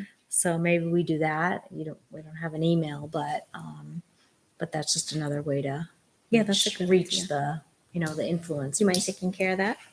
Yeah, I'll do it. We just need a Great. message, not a Sure. hugely For the WhatsApp long news? one. You can do- There were yeah, posts- there's a lot of There them. were posts on WhatsApp and on the moms, and I think Yeah. we did several on the school Yeah, board I page. reminded them all the night before. I know Yep. you did a text blast. Yeah, I can only reach before GMS or day of. Yeah. 2 hours before. Yeah, but it was, 4:30 it's now. was in Right. CHS and LMS parent newsletters as well. Yeah. Those did send No, that but out. yesterday afternoon at 4:30, I sent out like a text to all the parents, like, Yeah. happening soon. I think you could take the 5 questions, do nothing, Mhm. build on the site, build back deeper on the site, build on the upper hill, or find another piece of land. The Mhm. 5 things that we were left with, and frame your information around that. Come to the next session, because we're going to be discussing these 5 options. I think as part of the next session, we need to understand what those options are. So like at our table, there was some discussion. What's the lower site? What's the upper site? What's, We need to check too, because What I'm does that pretty mean? sure the next session is specifically on energy. Okay. So we need to check on the topic of what the next section is, and then I think from there, I would love to hear from as many people as possible for all of them. I would hate if next one's the energy one, for everyone to come out, because they're never going to come back if it's as technically heavy as the charrette that we did. So it's really going to get details. Same point though. I think there are some valuable voices in our community that can add to that conversation about energy. So we want to make sure those right people. So I think once we can finalize what the topic is, then I think we could take a targeted approach and then work with Charlie on the messaging. I heard some feedback today from some parents, just kind of natural conversations. The 2 things that I kind of heard at least more than once. One was, especially elementary age, they said 6:30 is the witching hour. Yes. It's too late to sneak out ahead of time, Yep. and it's too early to get out of the bedtime. So it's like right in that middle. So I thought of that. The other one is, and I guess we can reflect on this and change, was I think the messaging, because I heard from a couple of people, actually I had 2 sides of it, was I just didn't, I thought it was going to be a presentation that I just couldn't get excited for. And then the opposite side was, well, I didn't think I had anything to offer. So we missed the mark on both sides. One was that it was interactive, and the other side was we want to hear from as many voices, that there's no such thing as bad feedback where we are in this process. So Yeah. we kind of missed on both sides.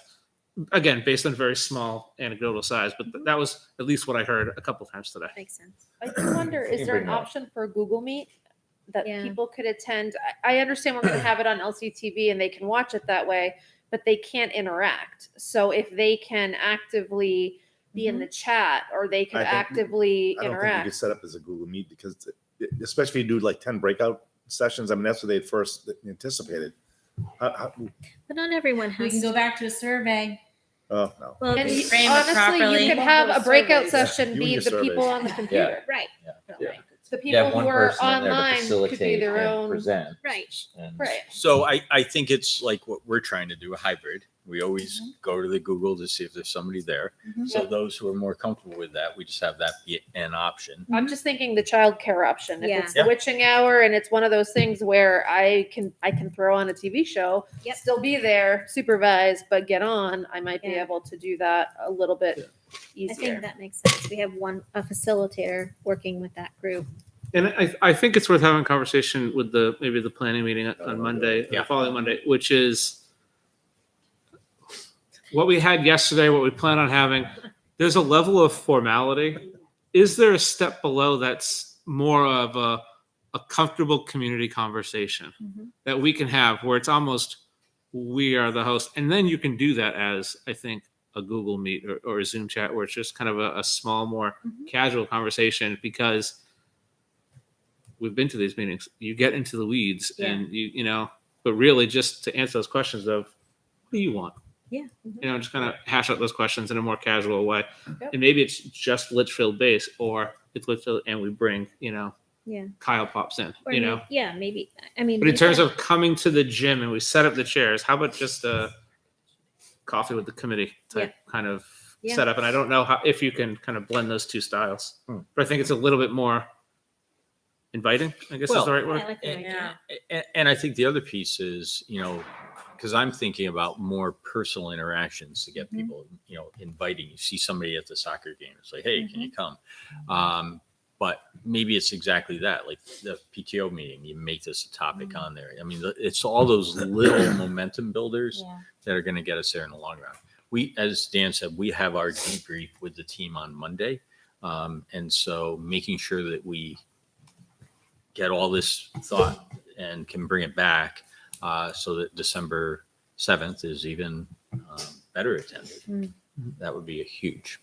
Honestly, to make it even more community based, I mean, I like that idea, but like, what if, you know, school board members or even people who were attended, I don't think it's that difficult to conduct a meeting asking those questions. You know, if we had the form, like I could even, you know, Liz and I could even, you know, invite our neighborhood over to one of our houses. And then like one of us could be assigned to, you know, collecting the info. I'll do it. But, you know, I mean, there could be, It's you too know. bad you have those questions for Halloween. Everyone who came to your house for trick or treat, you ask them the questions, give them the candy. I know. But if we could get like a dozen people in town to take it to your community, have a night, schedule it, and then you're having them at different times of the day, you know, different dates, you know, and I think you get some good feedback that way. I'd be willing to do They that. all have opinions. We have 13 kids in our neighborhood now, and they're going to be at least 2 or 3 more coming up next year. I think it's great to get that feedback or that input. I think it can be done, and then we Bring a turn lawn that chair, into the send your front committee. lawn, and we can just. You might not want to come to my In the past, some of Yes, the, he when we were would. doing that, the community engagement from the board was going to organizations in town like the Women's Club or the Knights of Columbus, Lions Club, whatever, and piggybacking on a meeting or event they were having and present a little bit of what was going on to get some feedback there, or at least outreach. invite people to come out and attend. And we got some pretty good crowds back then. And it's one of our school board goals is Yeah. community outreach. Their voice matters. And I still have that in community engagement plan. You know, on some level, beginning to pick that up at this stage would make some sense, right? Not another ask of board members, but, you know, the table, we're not quite ready because we don't have the pamphlet yet. But as this emerges, we should be thinking about those house gatherings, the table at basketball games or other concerts, et cetera, just so that people can be able to connect and engage. And, you know, talking to the superintendent in Oyster River, that, you know, beautiful $50 million school that they're putting up. And, you know, he talked about the number of community events that he just attended relentlessly to the point he said, you know, I'd walking down the street and somebody on the other side would be, Jim, I've already heard the story. We're good. And I'm like, that's good. If you're getting told, don't tell me again. That means you've told it enough that they understand it. So, another thing that might be helpful is to have kind of, you know, a web page dedicated to the project. I believe Charlie's working Is on Charlie working on that? We are. So We're working a on place that. people can go and have a submit button and have, you know, what do you think about this, or answer this question? Have you thought about this? That kind of stuff. I think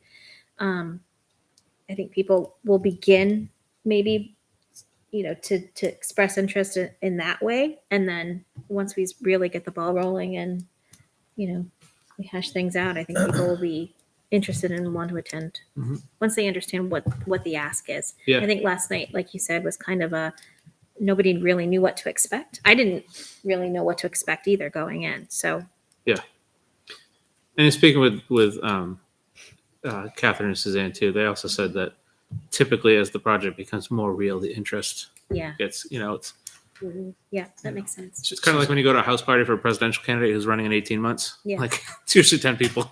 Right.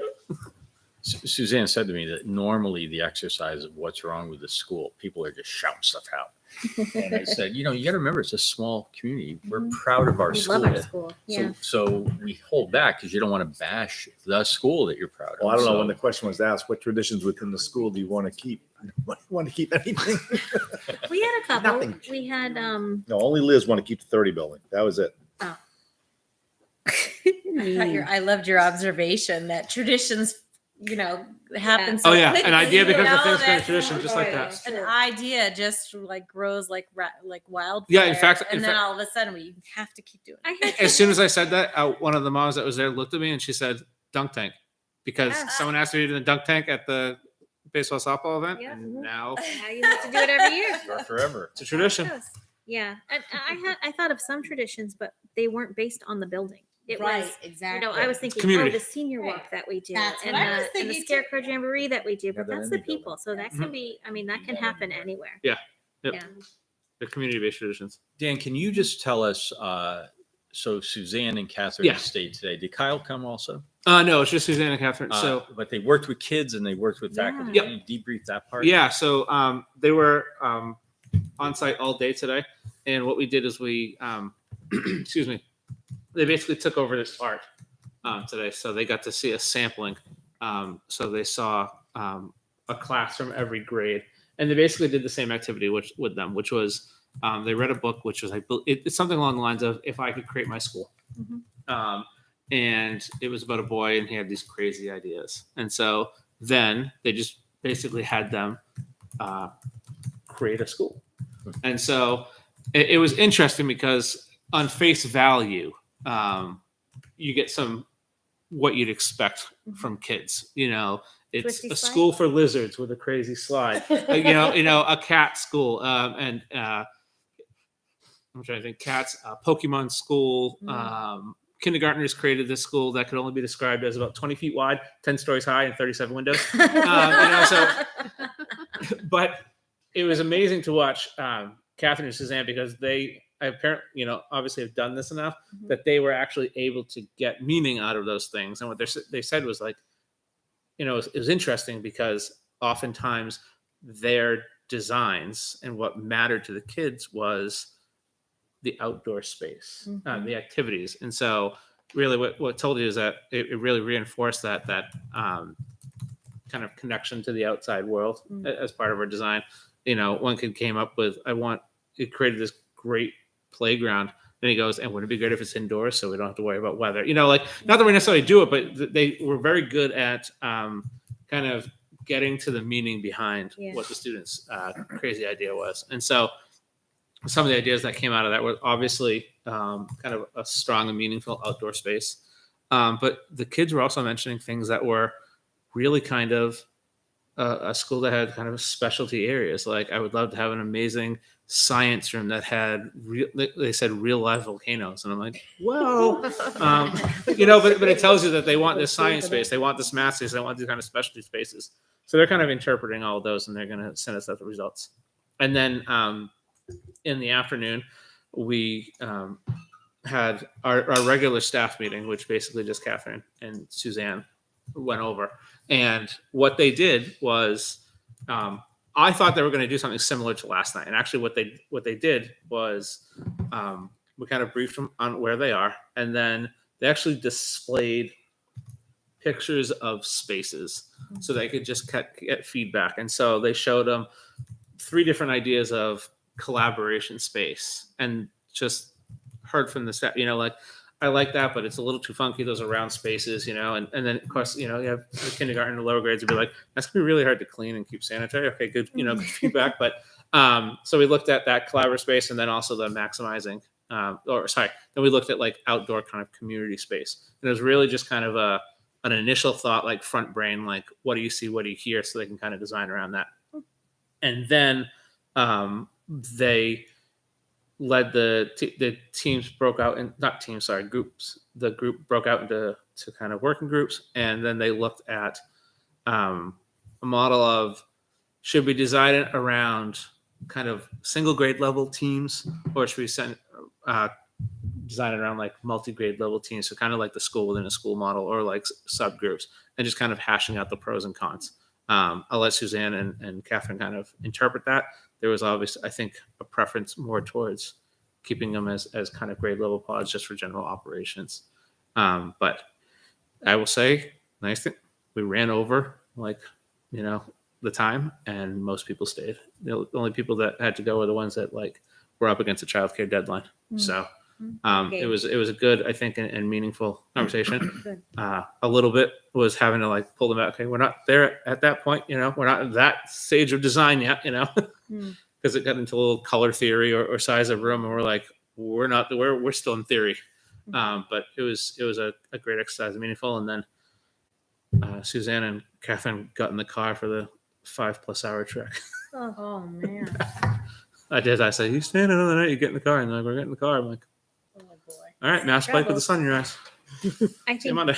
I think something that came out. You said it last night. We have such a cracker. It's gonna sound like my grandfather. A crackerjack team in the architects Yeah. and design team. I think they're just the right people for this job, Mhm. and they know their stuff. I don't think Kyle liked my bus analogy, but that's all right. Oh, he was joking all night that he was I the know, bus that's why I driver. think he didn't like it. Yeah. I in introducing them, I basically kind of talked to the staff and just said, like, our goal is to present something that hopefully that will pass, but also even before we present it, so that anyone who comes up and says, "Well, have you thought of?" we can say yes. Mhm. Or what about doing it this way? We looked at that, Yeah. but like we want to make sure every box is checked, and that starts right here when we're asking questions and think about things that may seem tedious, but tedious leads to necessary pretty quickly. So we want to make sure that everything is covered. Yeah.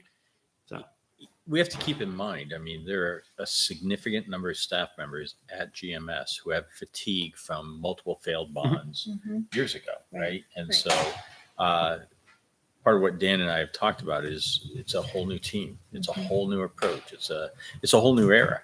And so we just have to keep reinforcing that. And so, making sure that people are, I really appreciate hearing that they stayed and Yeah. kept engaged, because that's important in this process. Definitely. And I started the staff meeting with addressing similar to, so, we brought Kyle on because he's New Hampshire. We brought them because they cover everything. We brought Charlie on because he's done this successfully, so they kind of can see how wide we've cast this net, because success is in there somewhere. Yeah. So Dan brought up a point as far as the next one, if it's on energy, and you're right. If Dick and Calvin start talking like they did on the charrette, that place is going to empty out in about 5 minutes. So it has to be dumbed down to the point of like what our goals are, and Without getting into the detail, the nitty gritty. Yeah. We'll talk about I'm, that. I mean, I'm sure that'll be the case, but I mean, Yeah. it was interesting because Brian was in the meeting. I think Dan, Corey, this energy charrette we had, and it was so high level of, Kay, who knows all about microgrids and battery storage. and there were 3 people on that call that were excited. And they're just going on, and I'm like, okay, it's like, I'm excited about that idea. I just don't want to get into the details of how it happens. Like, that's why you're there. You figure out Yeah, those details. yeah, I said, we're going to send out a survey and ask for your Calvin input. sent I'm out like, an email at one point I saying, if have no any of the input. to offer. techies want to get together and nerd out in a separate meeting, we Yeah. can do that. But I think you can do that in a way that makes it approachable. I mean, we've joked about horsey ducky and kind of making it so that a 6-year-old can understand it. Like the thing, our goal for this building is that it's sustainable. It's net zero. It's we're not consuming fossil fuels, and we're super energy efficient, and that ties into the experience for the kids too. The learning opportunities that are involved in that, and how it benefits the town. And I think there's a bet, again, if it's brought down to a level that we can have a community conversation, I think there's a place where we need to get a pulse of what's going to be considered extravagant and what can we sell as necessary, So I think we need to get a pulse on, are we at a place where solar is standard, or, like we just need to get a sense of, if we bring this forward, it's going to get stripped down because it's viewed as extravagant. Right. Not that That doesn't mean we immediately strip it away, but that just tells us, We need to all right, if it's educate. viewed as extravagant, we need to be able to communicate how it's Exactly. necessary, how it produces savings, and that kind of thing. Yeah. So Yeah. there's some place where we need to, I think, get a pulse on that. Is that aspect of December it. meant to be interactive or more like a presentation and then interaction? I Or think what's pretty the much what format they of that? do is interactive, but Yeah. we'll verify that. I But feel like for this, they probably need some type of presentation to Right. get everybody on the same page. Yeah. they purposely they held back. Yeah. Everybody held Yeah. back last night because it was truly. Just I mean, listening. honestly, those 5 options are all on the table. There's Mm-hmm. no predetermined outcome here, other than we can't do nothing. Mm-hmm. I have to say that. But it's intended to be open ended. I think next time it'll be more directive of here's what we got from the last one, Mm-hmm. and now these are the things we want to explore deeper. So there will be that interaction piece. I thought, noteworthy last night. I mean, there was one gentleman who spoke out against his perceived extravagance. I mean, people are already saying, it's great that we don't want the porta potties. We want outside toilets, but maybe we can't afford outside toilets. Maybe that's just too much. And great. I mean, say that. Yeah. Because What that's happened in the last time is they wanted too much and they didn't get it. They and didn't- that's the reality check we Uh-huh. need, because Yeah. you're trying to get a successful bond vote. Right. You have to have that You reality need a check. box with good squares in a music room and a band room or whatever. You need a box. We don't need mahogany countertops and all this other stuff like the schools in Massachusetts. So if I can just give clarification, because I think it was on one of our calls, and I know there was a post on Facebook. I'm only bringing it up in case someone else asked a question, and you responded to it about Mm-hmm. why aren't we using past architecture drawings to build that school? Right. And thank God we didn't build that school, because that school was, Not a well-designed school. well, it was going to be enormous. Huge. It would be a ghost town today. Right, it was set for 600 students? Was it really? Oh yeah, and I thought it was 700. and the number of square Something. feet to it. Yeah, it was like twice- 120,000. It's a fifth grade. And the design is not best Right. practice. It would just be Just it would be a one. 2-story sprawling range Yeah. instead of a 1-story sprawling range. So that's so those plans unfortunately are just obsolete. Yeah, they were current thinking, but current thinking 20 years ago. And And for the population we had at that time, without, Right. sounds like doing research as far down the road, what's going to happen. I mean, put yourself back to that point in time. The internet, computers everywhere, Lots of one-to-one kids, Chromebooks. I mean, nobody was thinking that Right. stuff. but the So. population was huge then. Right. And the projections were pretty scary. Mhm. And even though they went out a certain number of years, everybody thought it was only going to keep doing that. And Yeah. the reality was it did this. And I think I know somebody said last night the increasing enrollment, we've got some pretty good numbers. I think we should be trusting those numbers, but there is still the turnover in town. Yeah. So the 5-bedroom house with mom and dad living in it that gets sold is probably not going to be occupied by 2 people again. And so that's the big the unknown that I yeah. can't wrap my head around, but Mhm. it's a good point, Brian. We can't just reuse that. Plus, So I are think we we'd have to looking pay for them more- anyway. Oh, sorry. Hmm. So at this point, are we looking for more feedback on the first session that was done yesterday, or are they going to move forward with the 30 people that gave input? Well, I think if we had a way for people to complete the Mhm. questions, the what's, for example, Right. they would be open to receiving that. So Yeah. So like a survey or a link to the webpage and, this is what we talked about. This is what we're looking at. You can inquire on Monday. we'll clarify that Monday with them. Yeah. I mean, the timing is tight if we're going to do, anything really. But a Google form, Yeah. I mean, Yeah. that would not be a difficult Google form. We could push it out and have results in 3 days. Right. So Right. it's a good point. We'll bring it up Monday. All right. Anything else on the community forum?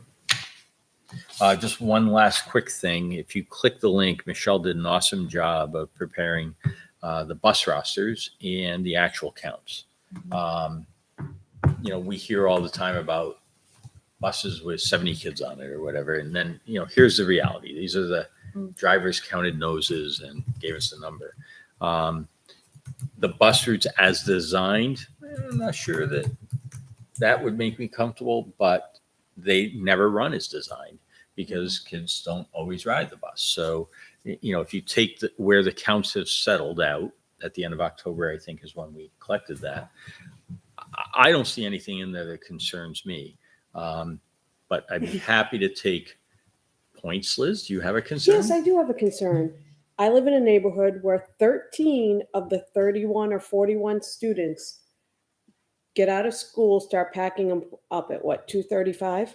240, between 240. All right, they start packing up. Do you know what time they get dropped off at their house? You got a long street, Liz, that's 3:53. why. So you have 3 kindergartners that are waiting from the time you put on your little coat until the time they're dropped off, an hour and 10 minutes. And it's not the bus ride, because that's a half an hour. It's the 25 half-hour minute they're waiting at GMS. That's lost instruction time. So these people are doing what they want. They are riding the bus. And because they're not a priority or the buses don't run, our little 13, almost 29% of the bus is at that one stop. And I want you to look up bus 3 and tell me what time. Today it passed McQuestion at 3:00. So by the time it got to you, it was probably 3:06, 3:07. And then they had to load the kids up. So our kids had already been waiting 25 minutes. Then they have to load back up. There's another 5-6 minutes. And then they have to drive all the way to Manchester, turn around, come back, and they come in at 2:53. So 3:53. another thing I noted about bus 3, which is the opposite of every other bus, is that there were actually predicted to be less kids on bus 3 for both routes. And the actual counts are like 10 over what was predicted on the bus. So I don't see that for other buses. And I'm curious if that plays Slowing it down at the LMS side. The fact it doesn't get to your That's the high school school and until LMS. 3:05, 3:06. Right. And you know which bus it is. It's probably the last one. Yeah, we basically, when bus 3 pulls in is when we can start calling. So you don't call the buses until, so they're waiting for 25 minutes, the bus riders. That's insane. And then they have to ride the bus for another 35 to 40 minutes. So that just makes more people adding to the backup of the, whatever you call it, the car drop off. Do you understand what I'm saying? I just think that is a long time for kindergartners to be on the Well, bus. and the thing is, and I Or answered be the after email. school. I've answered the email. Other kids and a couple of Some kids group that is going to be waiting that long. they moved from Bus Pilgrim dismissal takes with 25 kids. minutes. So Whether we do 3 car groups and buses, or we wait and do buses and 3 car groups, it's going to take 25 minutes. Starting with buses and going to car groups extends our school day beyond working hours. Then why don't you do them at the same time? Do what at the same time? Load the buses and do the pickup. Because we need 3 groups of cars, because it's 75 to 90 cars coming to that parking lot. That's how many pickups there are? Yeah, so it's 3. It's So for pink 7 group is 25 to 30 cars. Yellow is 25 to 30. So and for 75 kids, the rest of the kids have to wait an additional 25 minutes. Well, maybe the parent, if the bus. But we also want to get as many cars out of there there and parents driving, so that when we dismiss a chunk of our kids on buses, there are parked buses, and those are the only moving vehicles that are in the situation. I think ideally what happens at LMS and the reason it's so quick is that they have the buses up front and then the parent pickup line goes around the back. So they can do it simultaneously. Oh, I understand that. But Yeah. you don't have that at GMS. The buses have to go in the same route that the car. They have to go in the same cars room. have And to also, go. go elementary in schools and reunification is just a little bit different than Yeah. middle school. Yeah. Yeah. You know, It just saying seemed ringing a like bell and kindergartners running to the car is a little different than 6, If 7, the 8 our graders. parents used to come in and sign out, and there was, when our kids were there, it wasn't 25 minutes. I don't feel like I it think was there are When, either. when we I used to think- do the sign-in thing, Yes. Yeah. it could have been. Yeah. If you were towards the end of the line. They had all of the parents check their kids in, and as soon as they got the last kid, the buses were rolling You're saying in the gym? in the gym. Because they didn't go through the circle. They Right. you parked in the parking lot. Yeah. And that was And it was like 20 And it was kids. a 25 madhouse. kids. chaos. Well, Yeah. then maybe you should have instruction longer. I think 25 minutes of, what do they do for 25 minutes while they're waiting for the buses? I'm just curious. What do they do for 25 minutes? Do they get an extra math lesson? Do they watch a movie? Do they fist fight with each other? Oh, wait, They don't that's fist fight. middle I school. would know if they fist fight with each other. Well, what are they doing for that 25 minutes while they're waiting for the bus? I feel like if the buses are dismissed first, that is going to naturally decrease the amount of parents that are going to pick up their students. So I bet that it wouldn't be that 75. It may be half because the kids are going to get home quicker. 10 of our parents are picking their kids up. But at this I point, never picked my kids up, and I don't feel the buses they always can't took the get bus. there Right. before. Yeah, I can't 3:05. so that That's means school No, day all goes of the until buses except for 3:05. Bus 3, and there's another The 2 buses get buses there. still coming. There were buses there earlier. There were 3 buses. Oh, buses there start earlier. rolling. Buses start rolling in around 2. They always come as soon as I release the pink group. As soon as cart's rolling, Maura's always like, "Stop the line. We got buses coming in." Because again, you got buses coming this way, and we have to stop. So the car then, line. do you load those buses and let them go? No. We can't because bus 3 brings Brings the St. Francis kids who disperse to 5 buses. So we can't even do a rolling bus dismissal because the St. Francis kids disperse to 5 different buses. I would love to just 3's here, go. 7's here, go. That's 8's what I would I love, didn't know I'd love that to be able to part. do that. I did not know that it's, part. It's a matter of timing too, because we've looked at every which way and have worked very closely with St. Francis to get the buses in and out. So at the beginning of the year, the buses were being held up in traffic at St. Francis. St. Francis responded to that. They kept the kids are outside waiting, And and the then bus- They cleared a lane for the bus. So the bus was getting stuck in the St. Francis parent traffic. They cleared a lane so the bus can pick up kids. but then out. it gets stuck in the parent lane going out because I was at the Okay. church one day. Don't ask why, but I was at the church one day, and I'm like, "Oh, that's our Partridge That's the family Partridge bus." family bus that Oh, that stinks. All right, I did not know that we had to wait for all the. Yeah, I would love to be able to, and I've had that question. I tried to explain it too. I would love to be able to do a rolling bus dismissal, because it makes sense. I want to get as many vehicles out of there as possible. But since I can't control that, I'm controlling. Let's move as many vehicles as safely as possible, which is why pink group comes, parks, loads, all released together. Yellow comes, parks, loads, all releases together. Blue comes, parks, loads, all releases together. By that point, now all the buses are here. Bus dismissal. The other piece too, I mean, the only flexibility is, the LMS CHS route is done. Mhm. And the drivers are waiting to start the GMS route. You could wait longer and start that later and take the day and do this with it to buy the time at the other end. So the buses, because you keep your dismissal at LMS and CHS the same, the buses will still get to GMS around 3-ish. But Dan's day has done this and his teacher contract he's able to meet, right? Yeah. But now you haven't heard from the parents who are happy that their kiddo's off on the bus at 8 o'clock or 7:50 or whatever the time is, because they're then on their way to their day. Now all of a sudden they're not getting picked up till 8:15 or 8:20. You just have somebody else who's inconvenienced and will be frustrated by that to hear from, because But they're not waiting a half an hour for the bus in the morning. They go and stand at the corner. The bus picks them up. They go to But school. the parents have to go to work. Yeah. So if the parents are still, if they can't put their kids on the bus by until 8:30, that's a hardship for a lot of parents. And there are parents, I know there are some who are frustrated by the time. I will tell you, as a parent who lives 3 miles from the school, and my children had a 45-minute bus ride in the morning and the afternoon. And my wife and I, you can hold this against me when I'm old, but we did the silent high five of daycare by bus because I had to get to work. And so did she. And so it was like, we don't like Your putting, kids fall asleep on the bus? they did. And we don't like putting our 5-year-old on the bus when we could drive them there in less than 5 minutes.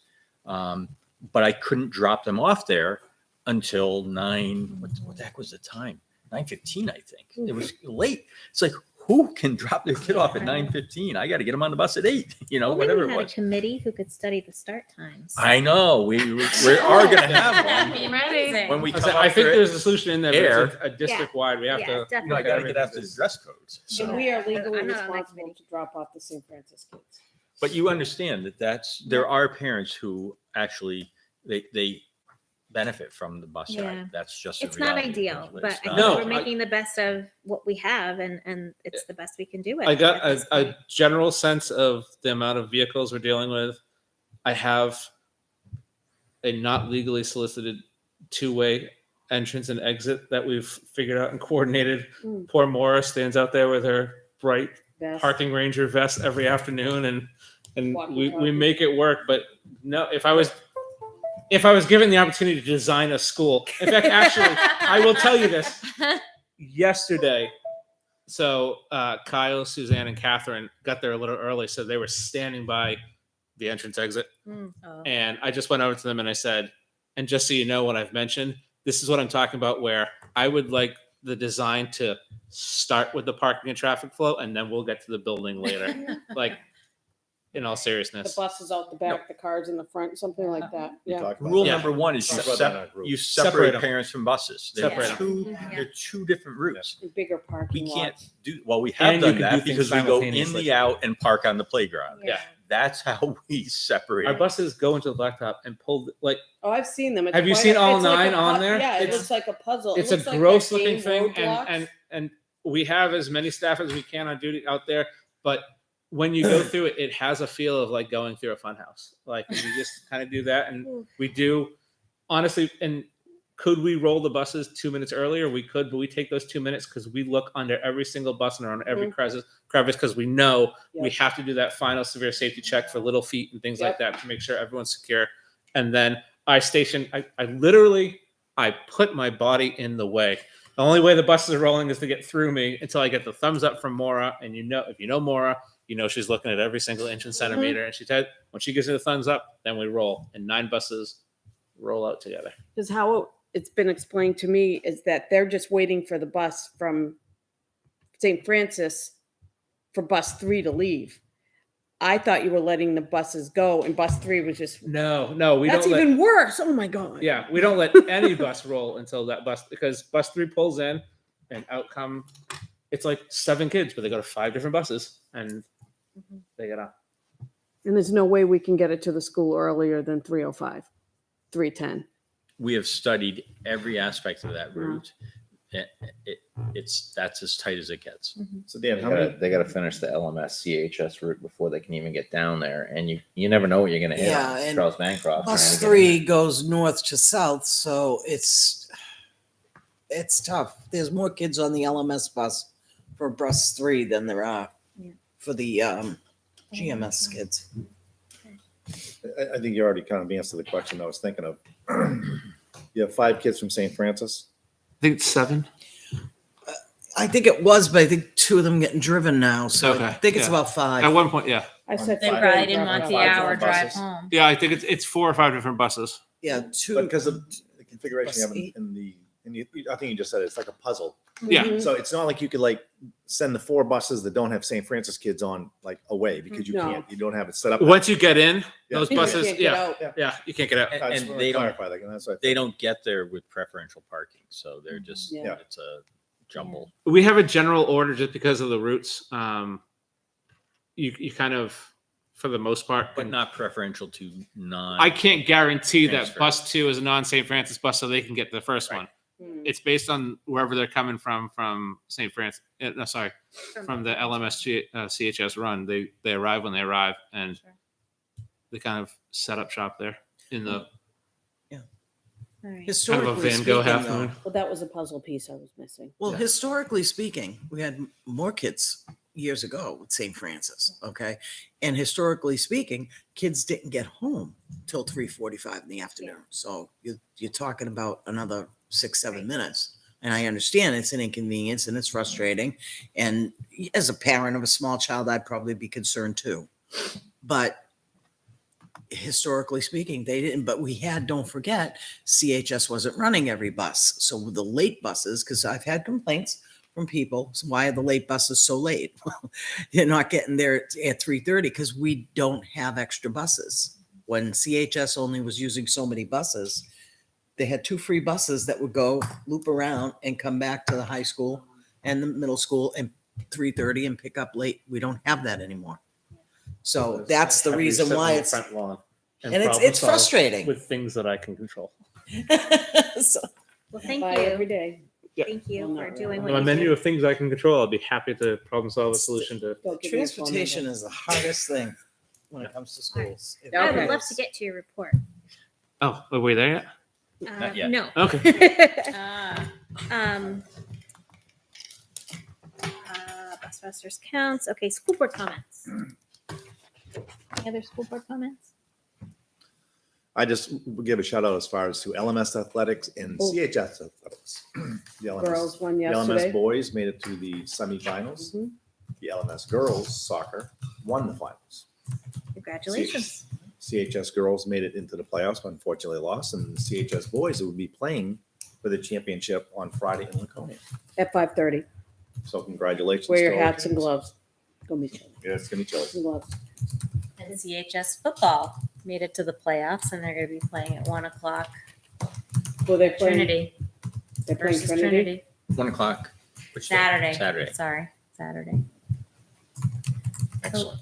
One thing I just would like to say is I noticed at the last football game, but also previous ones, that the bleachers that are all roped off, people are standing on those. So I feel like those are a major safety issue, and they've been sitting there as an eyesore for God knows how long. Over a year. Over a year. Maybe. Like a year and a half. And I think that those need to be addressed. So I'm It's- putting my plea in to get that done. It's being scheduled. The site work to excavate for the pads is going to be done by Kidwell Builders. Oh, good. He's just waiting to have the excavator available. So that should be happening soon. And then Michael Wilson is doing laying the pour. concrete pads, and then And we it can, will come in less than your quote. it's much less. Yeah, I would much think less. so. Yeah. Awesome. So it's on the radar, and we are going to get it done. We're Okay. I waiting just on got that concerned. There were several people standing right on That's those, and new not on because the it first used to step. have the tape up. Still Yep. does. Still in. Oh, there's tape It's safe everywhere. to stand Not on. our parents, I hope. The concern is there's no Oh. railings. Oh, I didn't. Because they're know. not completely Yeah. assembled. Brian put them Okay. together. Yeah. I was standing- Is it an Allen wrench? Looks Is it like an there are Allen quite a wrench? few extra parts on the ground. So That's the railings. Yeah. Those are Yeah, extra. that's the second set That's the second and set to be the built. railings. See, my husband would say it came with extra parts. That's usually my thing too. Yeah. Okay. GMS principals report. All right. Skip minutes. Skip minutes. What? Oh, geez, I did. Yeah, October 20th. I'll make a motion to approve the public minutes from October 20th, 2021. a second. Yeah. All right, all in favor? Aye. Opposed? Abstain? 500. Now, Mr. Mitchell, you may do your report. All right. So a big part of my report is actually the pause presentation, which already happened. awesome. So that's good. So I can be fairly quick. But I've provided you with updated enrollment. So as of Monday morning, we're at 456 total. That includes obviously the pre-K numbers. So at no point do we ever have 456 students in the building or on premises because you have the alternating pre-K program. But last Friday was our annual Scarecrow Jamboree and the return of the PTO Pumpkin Fest. We had over 70 scarecrows entered, 2 Mr. Mitchell scarecrows. Were also That's awesome. displayed. That's a tribute. Yep. That's a tribute. Yeah. So those are there. It was great. So Karen Desjardins, the new tech integrator, actually took over because Chris Israel had it last year. So we're looking for someone and she took it on. And it was nice because she actually added a kind of a tech component to Scarecrow Jamboree. And so she had students wrote Scarecrow stories as well and integrated QR codes. So it was an interactive storytelling. And then we were able to offer whole school Scarecrow voting because what they did is the kids went out with a piece of paper and kind of wrote down their favorites for individuals and groups on either side of the fence. And then they came in and then our conference room was set up very much kind of like a polling location. So they sat in front of a Chromebook. They sat in front of a Chromebook and they voted for their best. I wish I had my camera out because it was Halloween. So the kids were also in costume. And so at one point I just walked out of my office and the conference room was right there. And there at a Chromebook was a zombie doctor. Just like it was just the best image ever. But in the end, we recognized 5 winners and individuals. I'll just read their names too, so they can kind of get recognized in public too. So in 5th grade for individual, Aiden McCann. 4th place went to Cameron Watkins. That was Scarecrow, Mr. Mitchell, number 1. 3rd place was Ashland Ireland. 2nd place was Charlotte Mikulak, and 1st place was Kayla Audette. And then in the group competition, 5th place went to Cash Costello and Cooper Osborne. 4th place went to Sam Fowler and Sam Spires. 3rd place went to Kendall Geiger and Konstantin Zahowski. 2nd place went to Lorelei Leary and Kyler McCormick. And 1st place went to Olive Helbling and Avery Higgins. So that was great. And again, it was followed up that evening with Pumpkin Fest, which had over 100 pumpkins entered. And the one thing I heard over and over and over again at Pumpkin Fest. Parking, unsafe, both sides of the highway. I didn't hear anything about that. Actually, what I heard about, and I want to thank Continental Paving, was they provided us with 4 lights. And I heard over and over and over again, the 4 lights made all the difference. So it was actually a well-lit event. That's nice too. So, but I didn't hear about parking.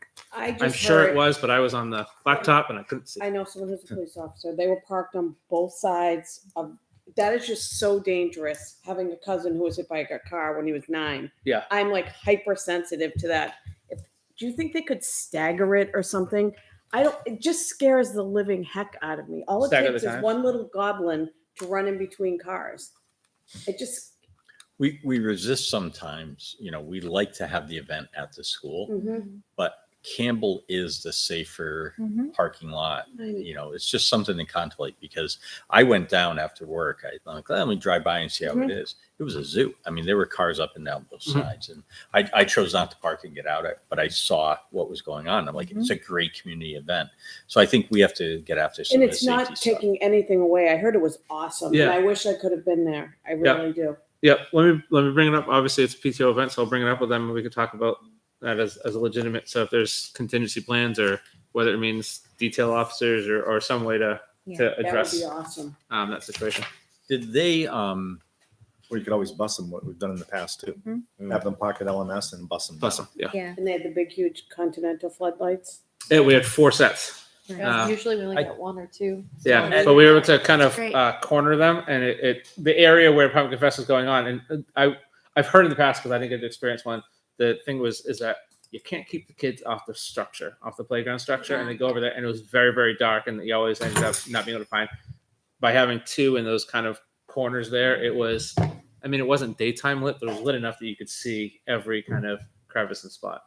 So it definitely helped. I think another reality is that because as I continue up 3A, I don't normally go home that way, but I come to Spooky World. I see the police lights, and now all of a sudden you've got more absolutely. people. But that tells me there are people coming up 3A who don't normally drive up 3A. And they park and they walk behind. They don't park across the street anymore. They park in those big houses behind the blue raspberry place.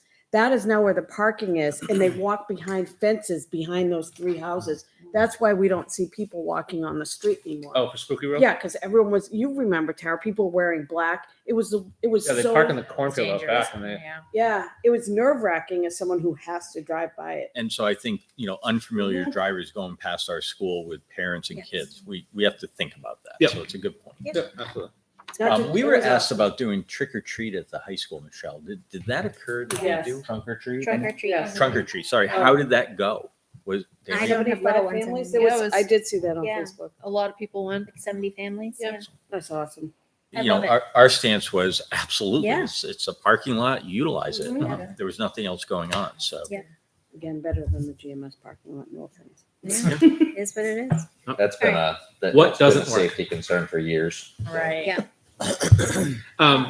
Just to give you an update too, I like to update when I'm here on just our 3 goals. So obviously, the pause was one of our goals. We're still working on those skills. We identified 156 of them, and at the last staff meeting prior to today, we're trying to identify which one of those we're going to determine as essential. So we're paring down that list, and then once we pare down that list, then we're going to assign it to grade levels and get to again, by the end of the year, we'll have kind of that scope and sequence of those essential skills. And then PLC work is plugging along purposely slowly. I do need to get a sense of where we were pre-pandemic on PLC. And I don't want to say we're starting from scratch because we have that concept, but this month what we're working on is working with the grade level groups and really spending some time of reflection to actually make appropriate norms. And we want the norm creating process to be appropriate and intentional, as opposed to just, all right, take 5 minutes and come up with norms. And what you end up usually coming up with is 5 statements of good manners. We really want them to be actually appropriate, and the norm should guide the process. So there should be some self-reflection. What does our group need to make a norm about? If we're already here, if we're always here on time and we're doing that, you don't need to write a norm that everyone's going to be here on time. We already do that well. But if we're a group that we meet and we're always talking about how we meet and you know what, we met about the same thing and we never decide anything. Good. Now we're going to create a norm that says, here's how we're going to make decisions. Here's how things, and then we're going to move forward. So that's kind of where we are as a group.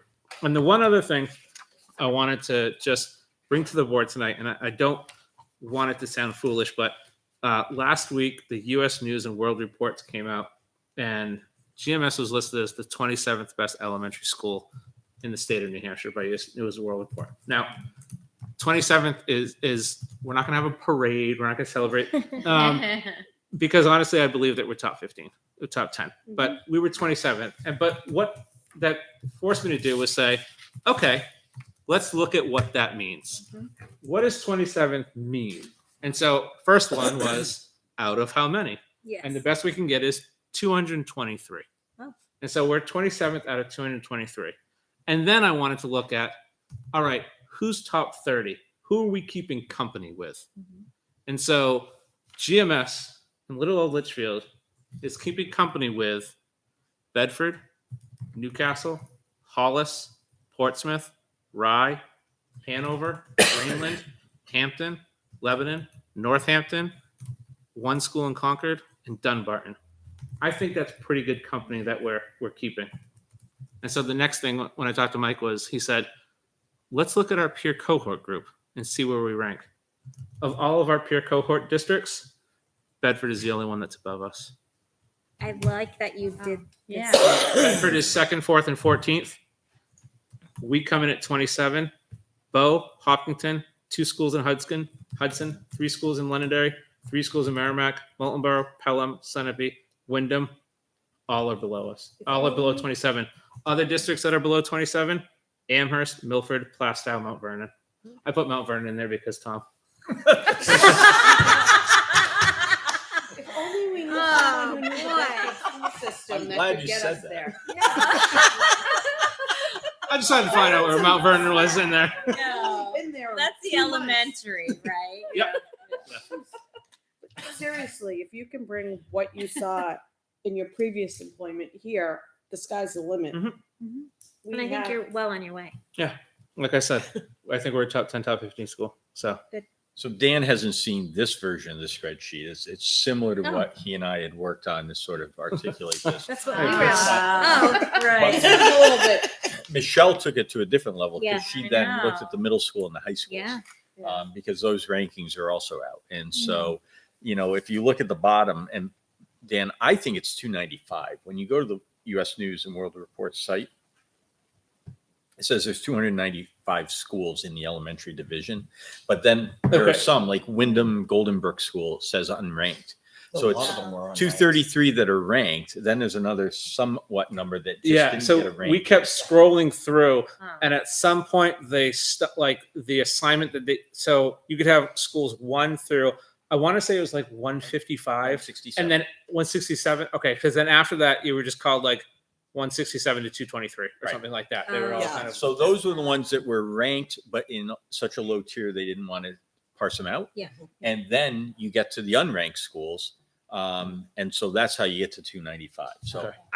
I think 295. So what I did is I said, all right, number 27 divided by 295, it puts us at 9.2%. So we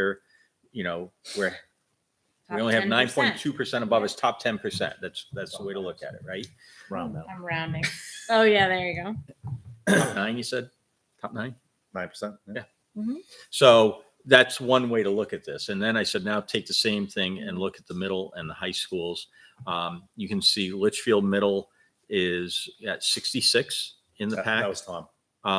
There were 153 middle schools, so it's 43%. So we're in the top half. But that's the ranking there.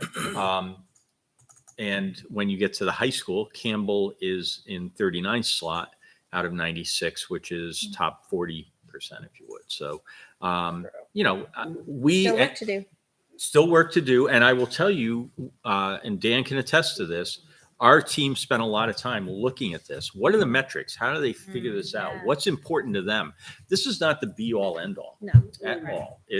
But it's a glimpse. It's an outside independent third party, take some data, crunch it in what they consider their algorithm of importance, and then generate a result. I like 27. I do. It matches the SAU. Yes. Um, 27 at the high school a few years ago. We had a sign. Did you? no, you were like number 2 or something. It was. It was in the 20s or something. It was 17 and they had a sign up on the side of the high school. Yeah, I remember. think it was a higher score than that. But anyway, this is our current reality. I just want you to know that admin team is looking at this. We are keeping track of this. And to me, we picked this as our peer cohort. Is this during COVID time? Is this last year's numbers or the year before? Or It's based on the very same pandemic every school ranked was subjected to. that's So, true. Yep. And it's a national ranking. You can also find out the Griffin score in the United States, et cetera. So it's all there. I encourage people to spend some time looking at it. It's good info. And then we get back to business, which is teaching kids so that we can continue on this pathway. Yeah, this doesn't drive what we do. It just confirms that what we're doing is, making a difference. Good. And also recognize that people who tend to read U.S. News reports and read these listings are realtors. And, Yeah. like that's where it starts to, that's where the That's reality true. of these numbers come in. People starting Farm families. foundation. Yeah. Great. Thank you, Dan. Thank you. That's great. That's it for my report. So, any Okay. questions? Any other questions? Thanks Or? for all you do, Dan. Makeup. Thank you. Or stay. It's your choice. Yeah. You always have to say that, make me feel bad. You really don't. No, you can't. We want you to feel welcome, Dan. All right. BA report. All right, so just a couple quick things. Based on our receipt of federal funds in FY21, we're required for a federal compliance audit. The threshold to set that audit is 750,000. Used to be 500,000, so we haven't had that audit in several years since they increased the threshold. But this year, because of the CARES ESSER funding and additional amounts that we've received, we exceeded that threshold. So as a result, I have a revised audit engagement letter. So we're probably looking at an additional $3,000 to $4,000 to complete the federal compliance portion of the audit. They have come and done the work. Will be billed based on the actual hours.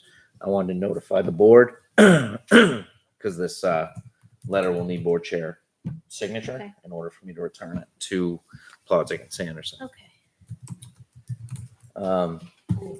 Other than that, we're just getting ready, our slide deck, getting ready for tomorrow night.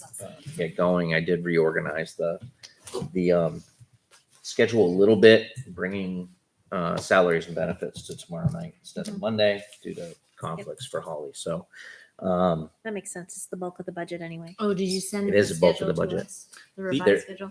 It's right there that I can't The see. agenda's on the screen. yeah, I- it's attached I have a on link there. It's attached Is it? where? Can you email that to us? Yeah. Yeah. I mean, It's just not- 'cause I think I have it as been well. concentrating on the It's not items that attached. we're going to be going over tomorrow. So the first night will be the school buildings, food service, and staffing.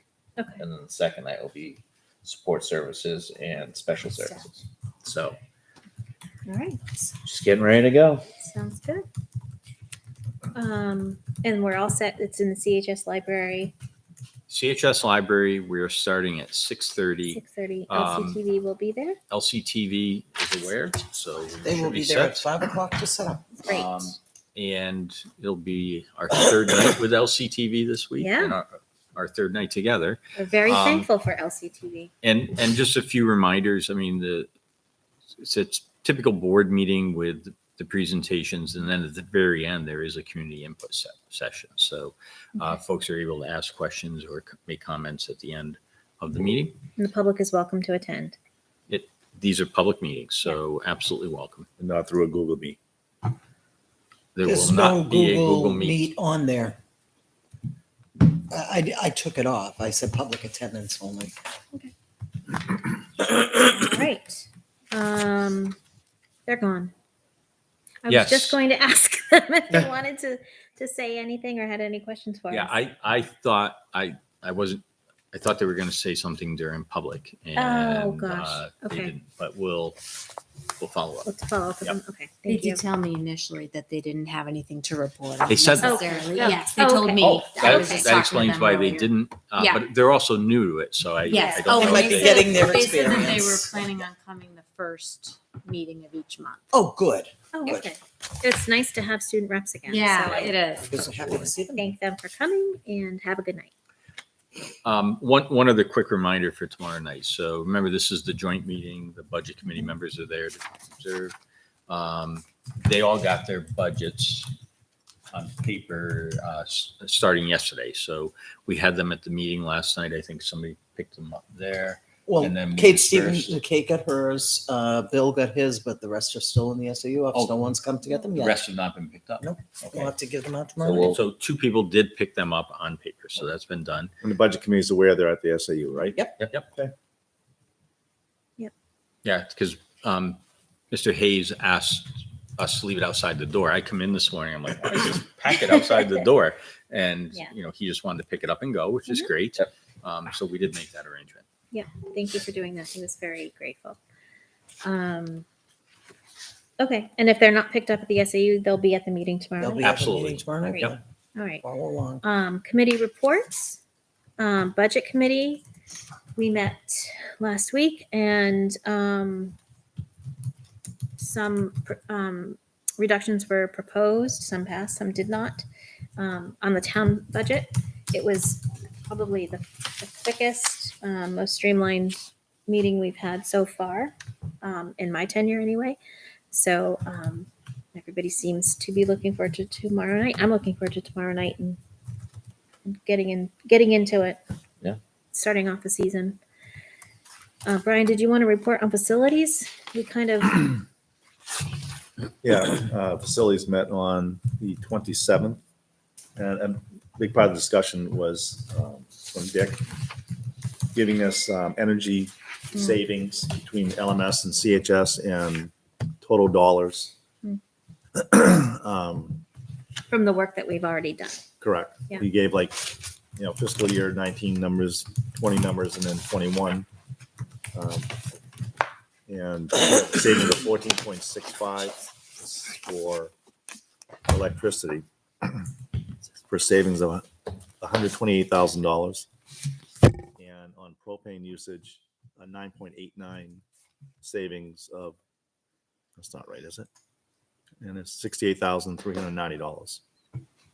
So then we talked about, So Looking Brian, over I your shoulder at think the those numbers. amounts are how much we spent at the school. So those are potential savings if we no longer use propane. right, I'm sorry, yes, projected energy costs was, all right, there's the other one. It was kind of a I'm sorry.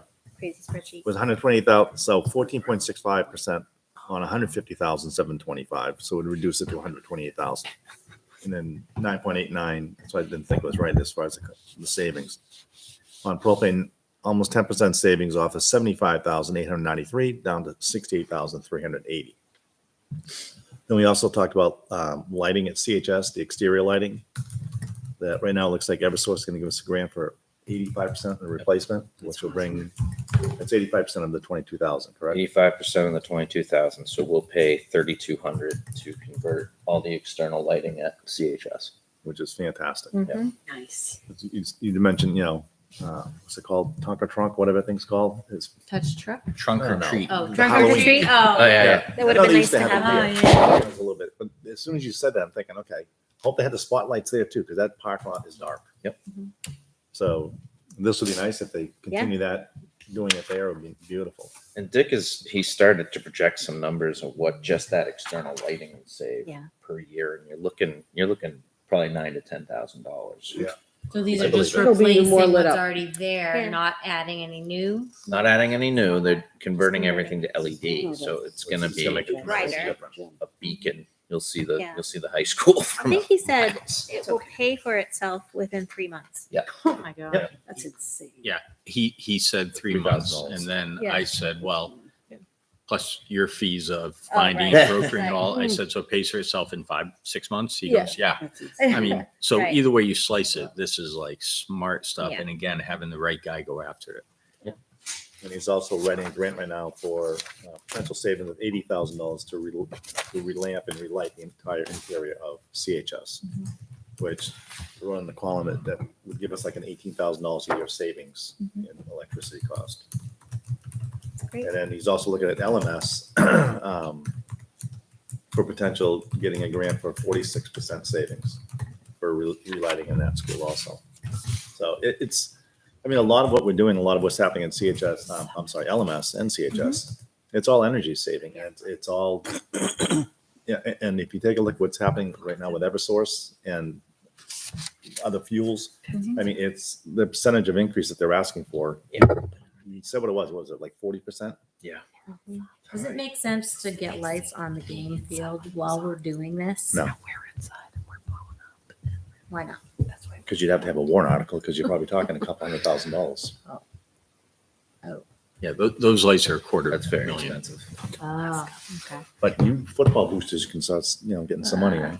Soccer plays on there, so does lacrosse. Not night. Many other sports. Later in the They day. might. Because there's no lights, Brian. Exactly. I Well, we need guarantee the you, turf if field it was first, lit, then there would I be know. nighttime games. We had a yeah, scrimmage they're- on Monday they're that was team, right? called with 5 minutes read that left field because out. of Dark. And games. darkness. Oh, man. Yeah, the games couldn't finish because it was getting too Did dark. emergency management meet? We have not. We meet This coming, this Friday. this Friday. Okay. Grading reporting. Did you guys meet, Tara? The last time we met, Mary gave the report. Okay.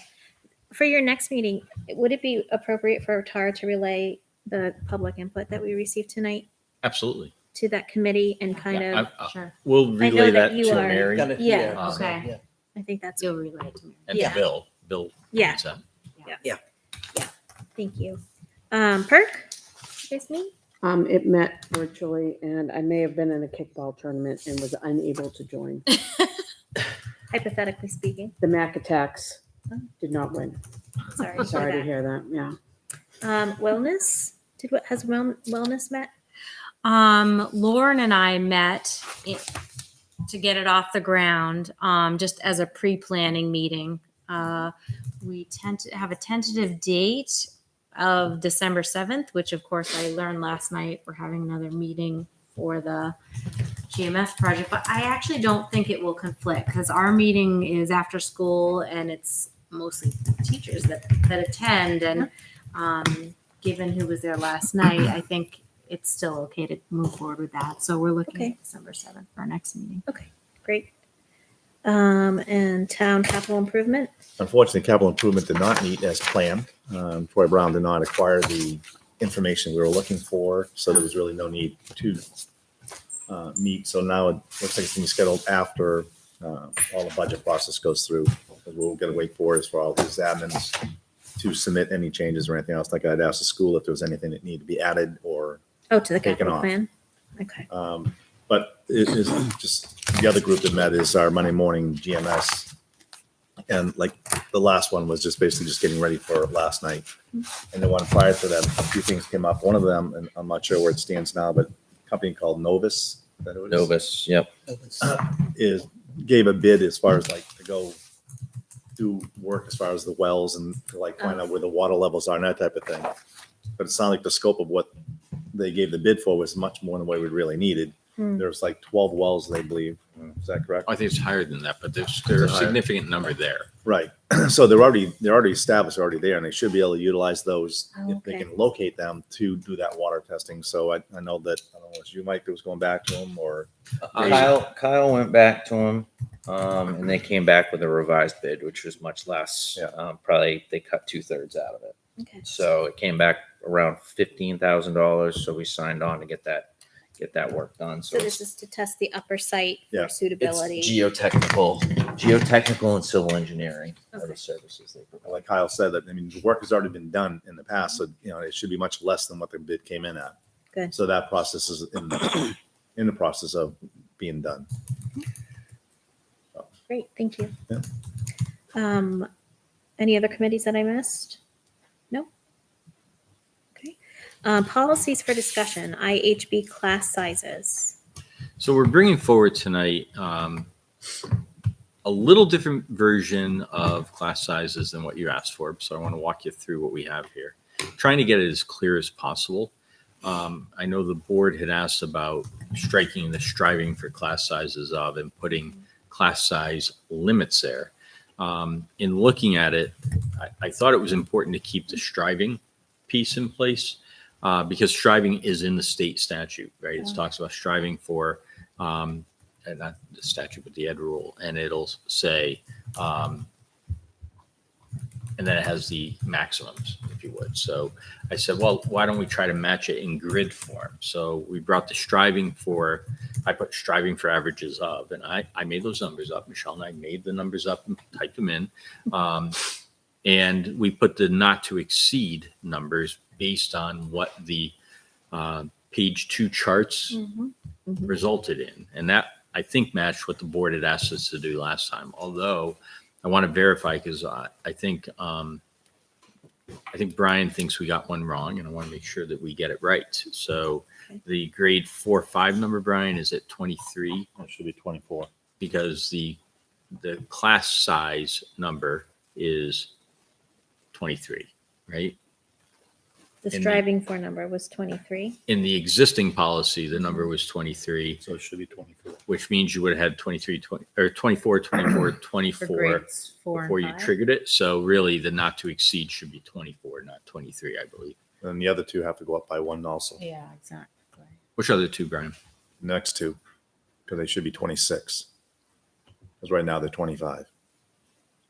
So it's no different like grades 1 through 3. Right now it's 20.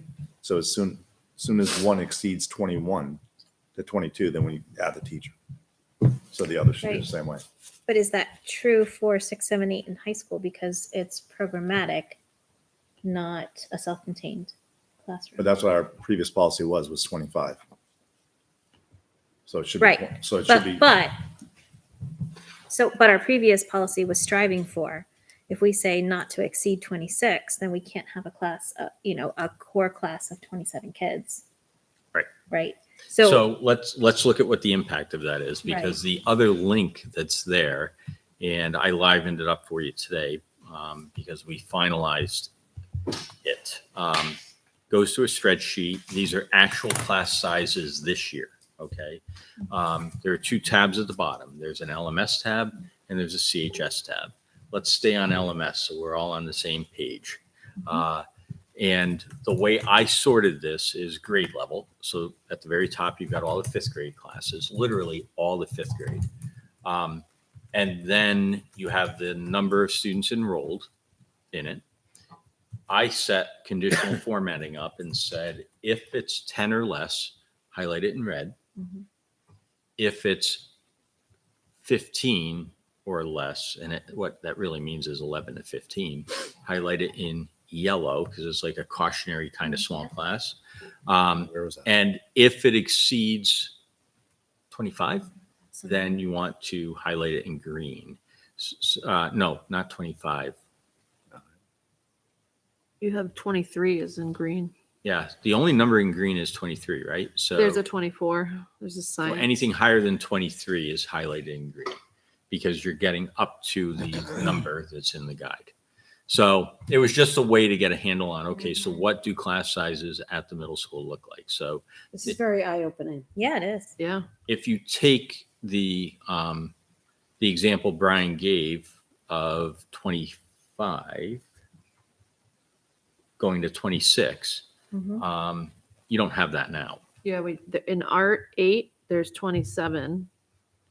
Algebra.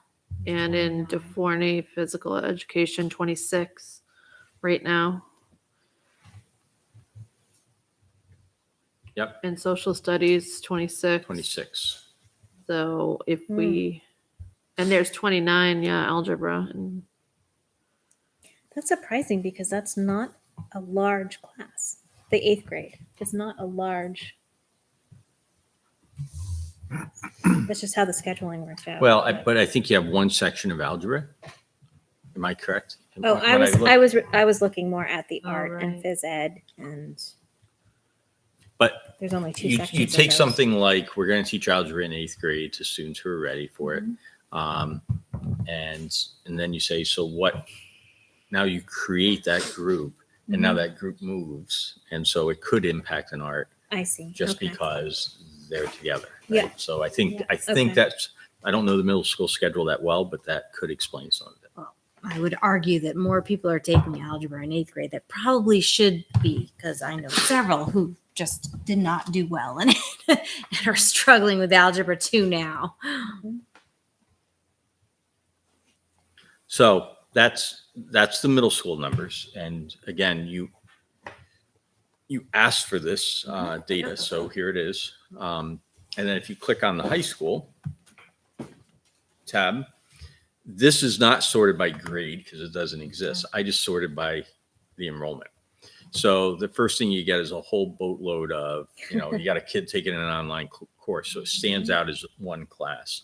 I just left all those in there. So you kind of have to sort through that stuff a bit. You also have like early release or late arrivals in there because those are things in a schedule that they would pick up on. But when you start to look at classes, I then added notes in because, first I come to accounting 2 with 5 students and I say, goodness, 5 students, except it's co-taught with accounting 1. So the students are in the room together. So it says link to accounting 1 equals 15 because that class it's linked to and is taught at the same time has 10 students in the level 1. So there's 15 students in the room. It really should be yellow, but it's not. And then you can scroll down and see the smaller class sizes, the ones that are 10 or under. Then you get the range of those that go from 11 to 15.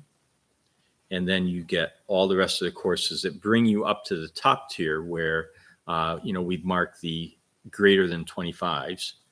And there's really only a handful. I actually started highlighting in blue the non-courses like early release at the end of the day. And those aren't class size numbers. Now I did do an overall average. So the average class at the high school is 16.9 and the median class is 19. And I would argue that median is a better number to use because you have such a range going on in this. And then at some point, if we wanted to filter out the non-classes, because 44 early release kids is impacting the class average, which it probably ought not to. Right. But we could do more cleanup of the data if the board wanted us to present it in a different format. But you can see there really are only a couple of classes with 26, a couple of 27s, and then 2 28s is really the highest it gets. 2 classes at 28 that are regular classes. Band is at 30, which is great. We ought to have 30 in the band, and that's an exception in the policy anyway. So It's low for bands. It- For Litchfield bands, that's very low. It used to be up around 80, 90. I think there are 38 kids in the band program at CHS. it's 30. 30. 30. Oh, then some must have dropped out because that was what Mr. Lonigan told me at the beginning of the year. So those are the numbers. Happy to take questions or things you want me to dig into on that. I'm happy It's to do it. interesting that it's the world studies, American literature. It's the core classes that are all up in the 24s and 25s. Like the 9th grade classes are high. The sophomore classes are high. And then by the time they get to junior and senior year, they all spread out over electives. They are, but the other thing is the departments are, because if you look on the other end, there are AP courses that are small. Yep. So, it's a resource choice. I mean, we're choosing to give the advanced course to those who are ready for it. And that results in fewer sections of the required courses. So your numbers do pump up a little bit here, but That's part, it's all linked. All right. I want the board to know, I met with Mary, Devin, Bill, and Val to go over this. So I said, these are the numbers. And by the way, Andrea's pulled these for me several times this year. So we have sort of where it started. Why do we make scheduling choices? What were those numbers back last spring?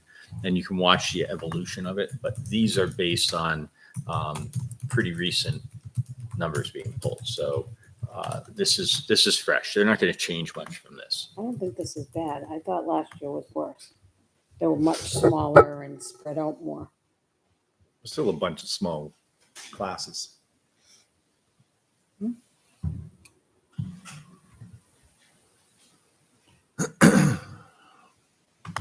All right. Well, thank you for that update and that info. So I hope that helps you Yeah. understand the back to the class size policy Right. to inform Right. thinking. So that's why I questioned, do we really want to limit to have a max class size at the high school? Because we have this this issue where we have 26, 27 kids in the class, which would, by that policy, prompt the hiring of another staff member, right?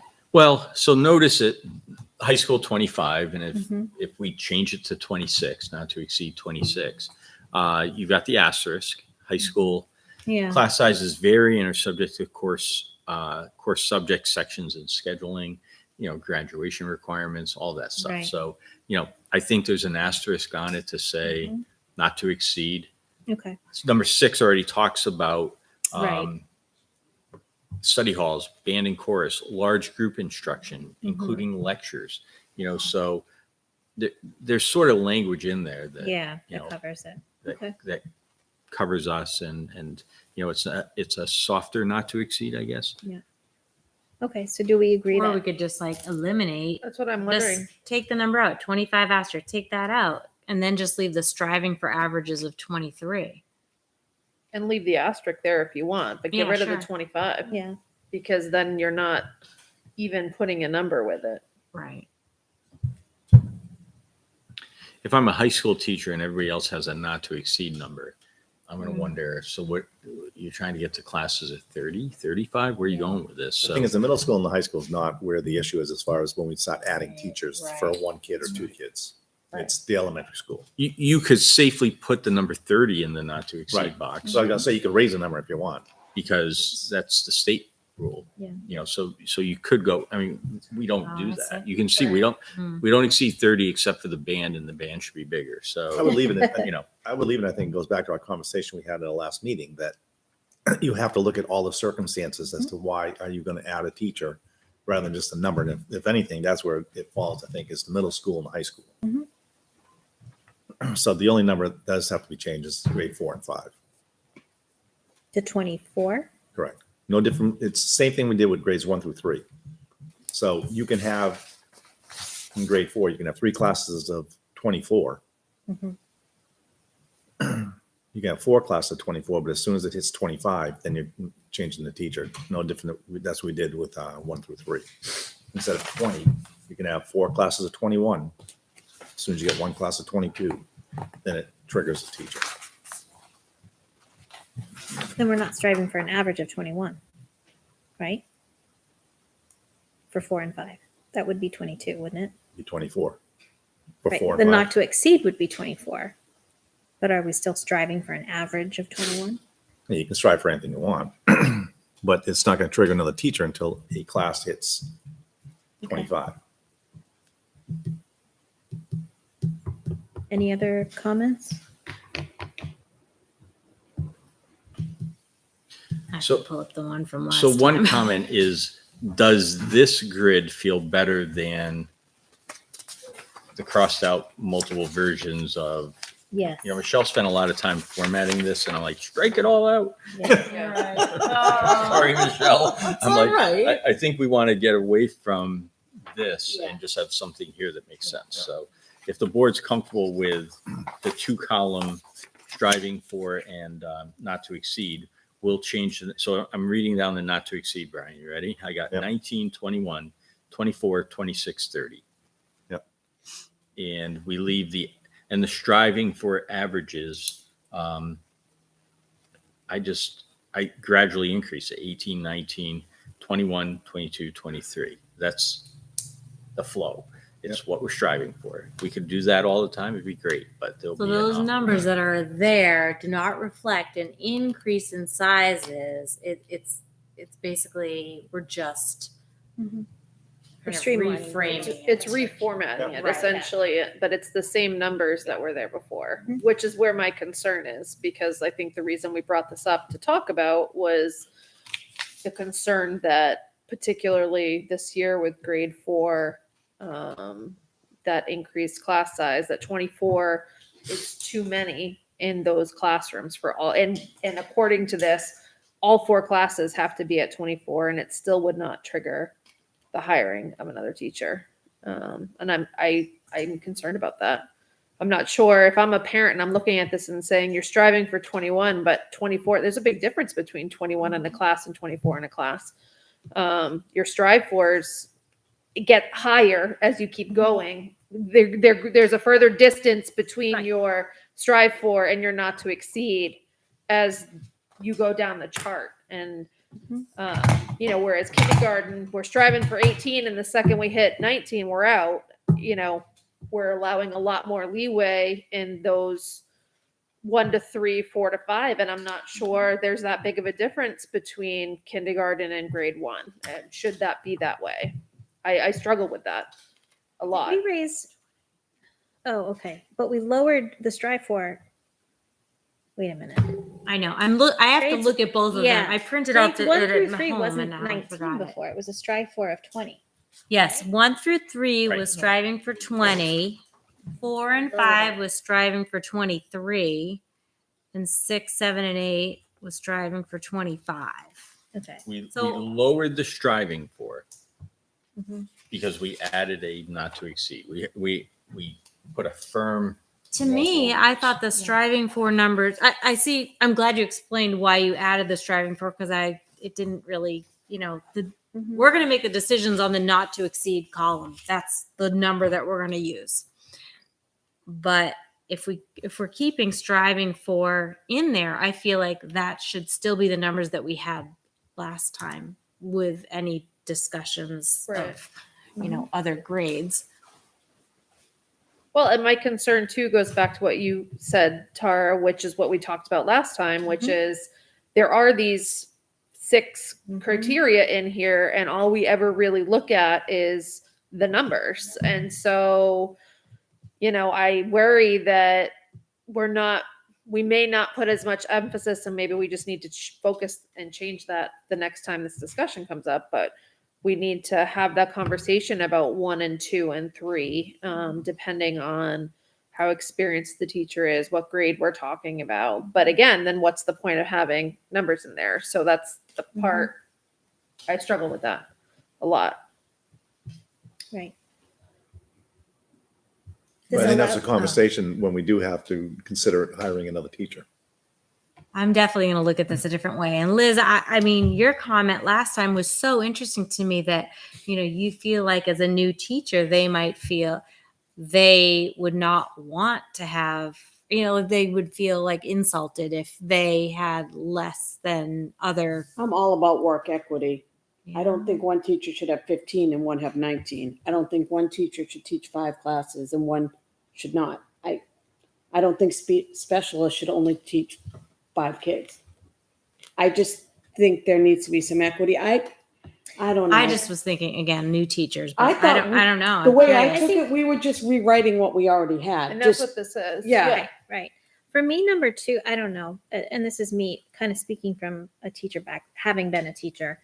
I think it's less about the experience of the teacher and more about the makeup of the class. A lot depends on the needs of each student and how many students with needs and behaviors and those kinds of things. Those things add up fast. And if, I don't think we can do that. That's like, Well, the admins decide where they're placed, and it's always a balancing act too. But I don't know. How do you quantify that? How do you And, quantify that's, that? Right. yeah. Well, but targeting that's kids. also covered under number Right. 1 Mhm. and number 2. The type of load. And Right. yeah, so I mean, we take that into account. We should be. We haven't in the past few years. Well, I Yeah, think this is a conversation I think needs to take place next year when we think about hiring it. You're not looking to change the criteria. You're all saying that you're going to use that criteria. Potentially about ways to solve this. Well, Well, no, you're saying you're going to utilize this the next time we talk about class I size. am, but I don't think it's a wonderful way, the way it's written, to implement that.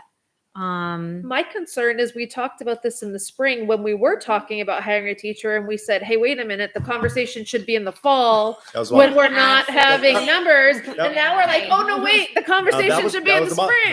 No, the conversation was about class size, not about what determines whether or not you hire a teacher or don't hire a teacher. that's all included in the same policy. I mean, it's all discussion about the policy. I'm just concerned about kicking the can down the road. That's all. I mean, we're going to have to run into it at some point. I think the point was we shouldn't run into it with an actual grade hanging in the Right. balance when we're making those decisions. It should be more in the abstract and of a policy going forward. And so Well- for me, I kind of land on the not to exceed numbers are a little higher than I'm comfortable with. That being said, I'm one vote, and then that's how. but to me, 15 kids or 14 kids in a class just rubs me the wrong way. as a Agreed. And I taxpayer. think there should be a minimum then. Maybe Yeah. that's what Yeah. there's a minimum. It shouldn't be less than 14 in a class. But I struggle with there being such a hard difference between grade 1 and kindergarten in terms of the not to exceed.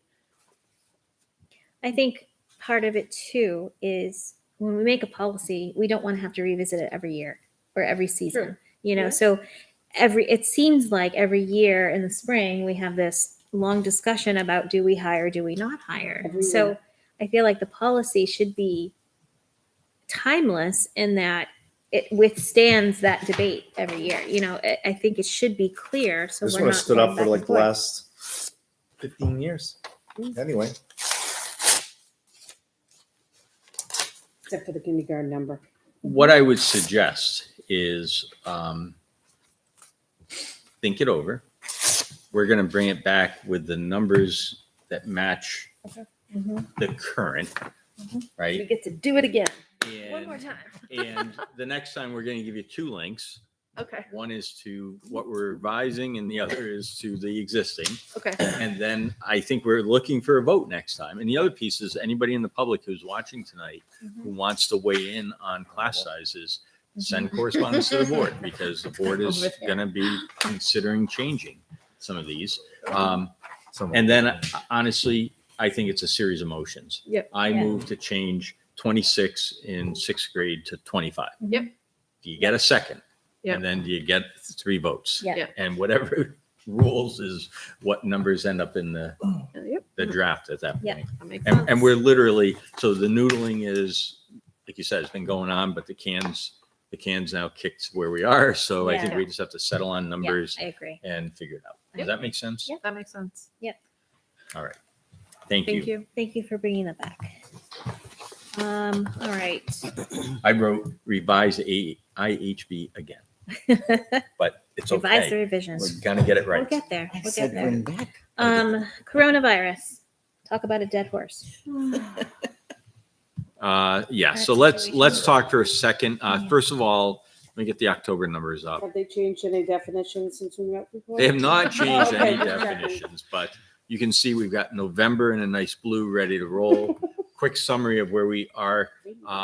Last week at the middle school, we were at a cluster. We had 5 cases that were linked. Although the masking rule that we had didn't say you must go to required, we were one away from it. So I said to Jen, do it now. Let's not wait for the next case. Let's trigger it. So we did.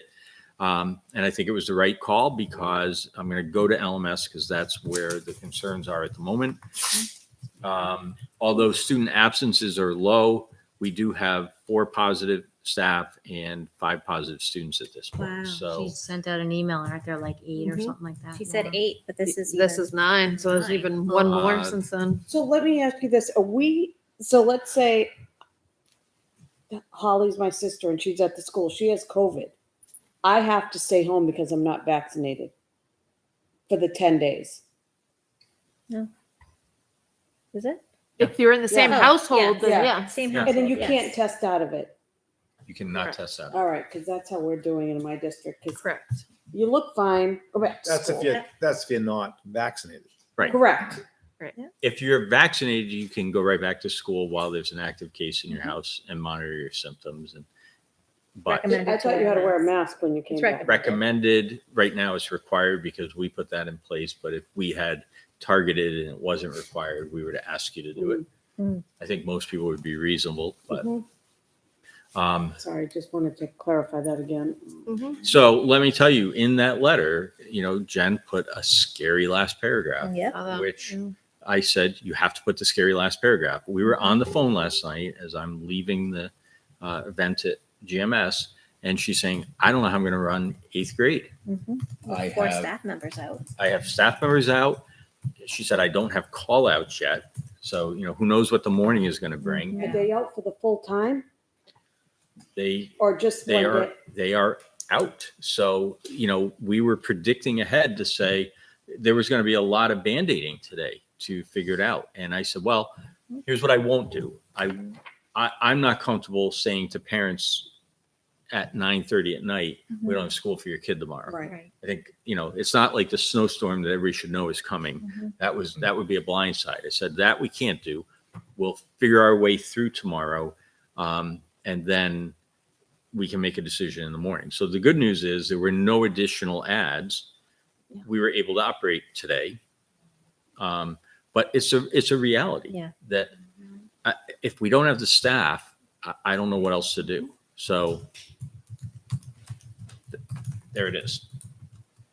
I didn't have an opportunity to read her email. So what was the scary Oh, part? it was that we might have to Go have 8th remote. grade. One Great, grade may go remote. The affected grade Yeah, might be We've remote. done it before. Yep. What's up with the 8th grade? I've asked that question before. Apparently, they're not so vaccinated. I don't know. It has been the 8th grade all year, hasn't it?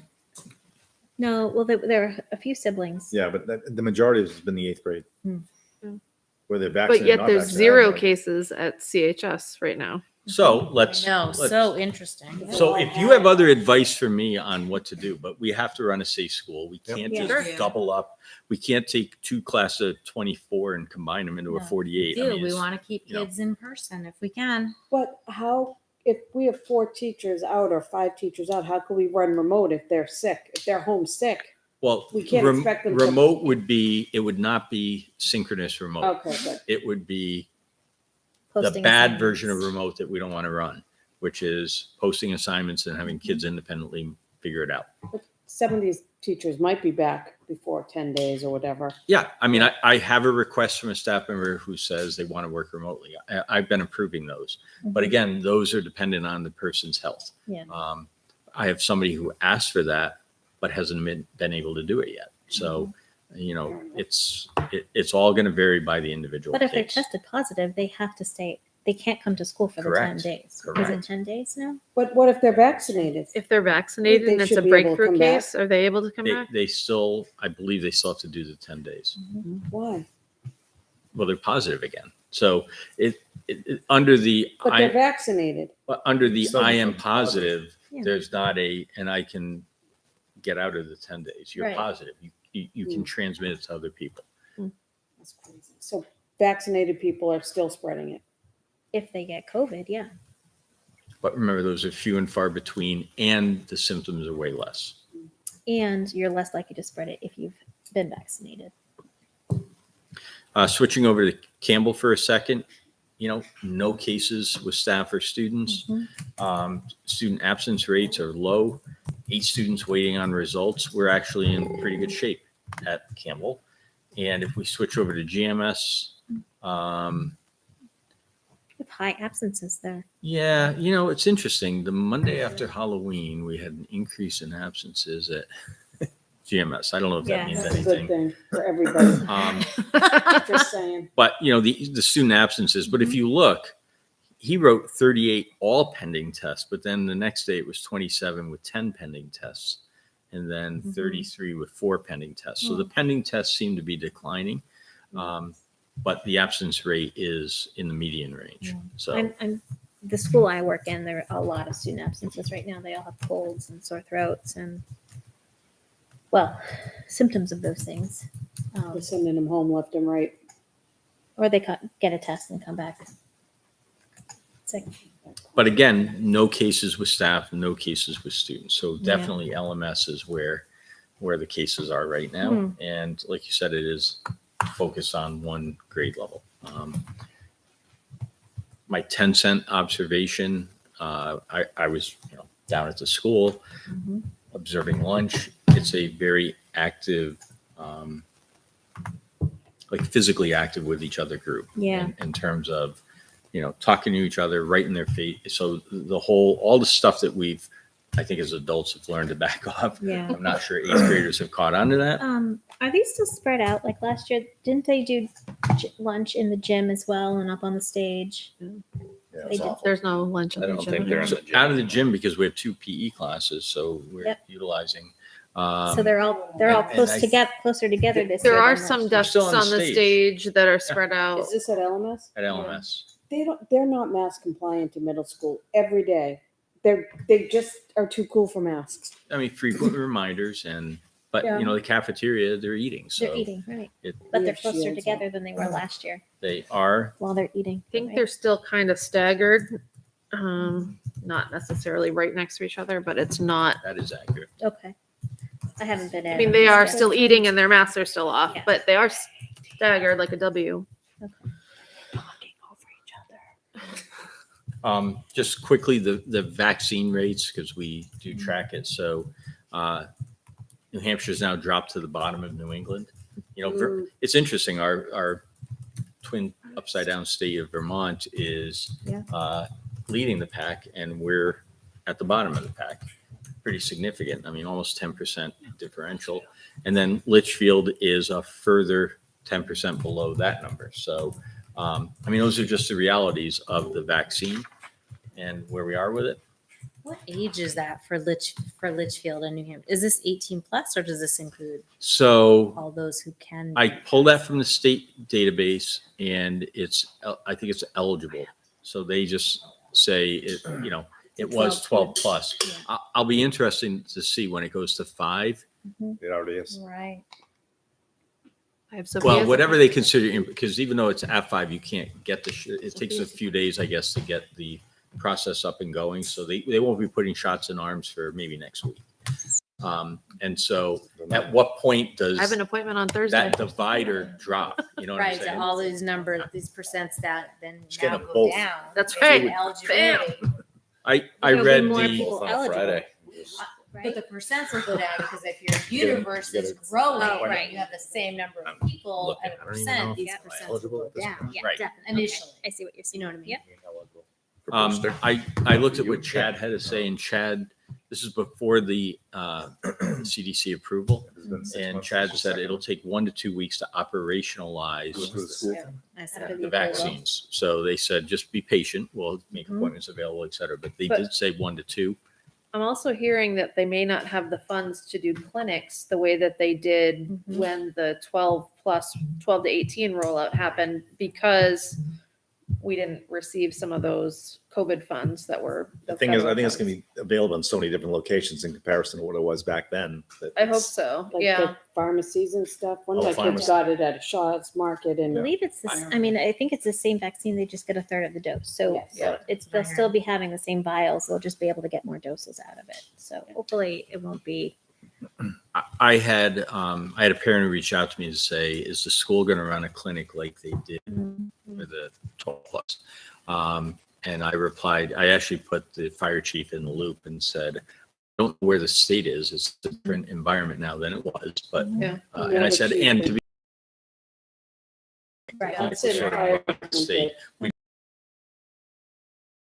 an opportunity where basically saying exactly this. They're waiting for governor and council application. They're waiting for that to be approved, and then it'll shake out in terms of how it gets done. But it seems as if the public health networks are the ones who are going to receive those funds and have the obligation to do it. So I'm going to reach out to, we're in Nashua Public Health. I'll reach out and say, we want a clinic. Or we want you to come and run a clinic at Campbell. I think Campbell's the best spot to have it, actually. And I'll offer that. So if we get word, we'll promote it. Great. All right. Anything else on COVID for me? Nope. But you had a vaccination form here?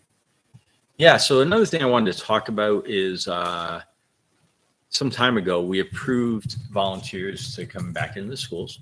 And we said they need to be vaccinated. And so we've had some pushback, and we've held firm that this is what we said. But I wanted to talk about it because the vaccination form is something that Michelle generated for volunteers who were, wanting to come in, and how they need to get their vaccination information to us.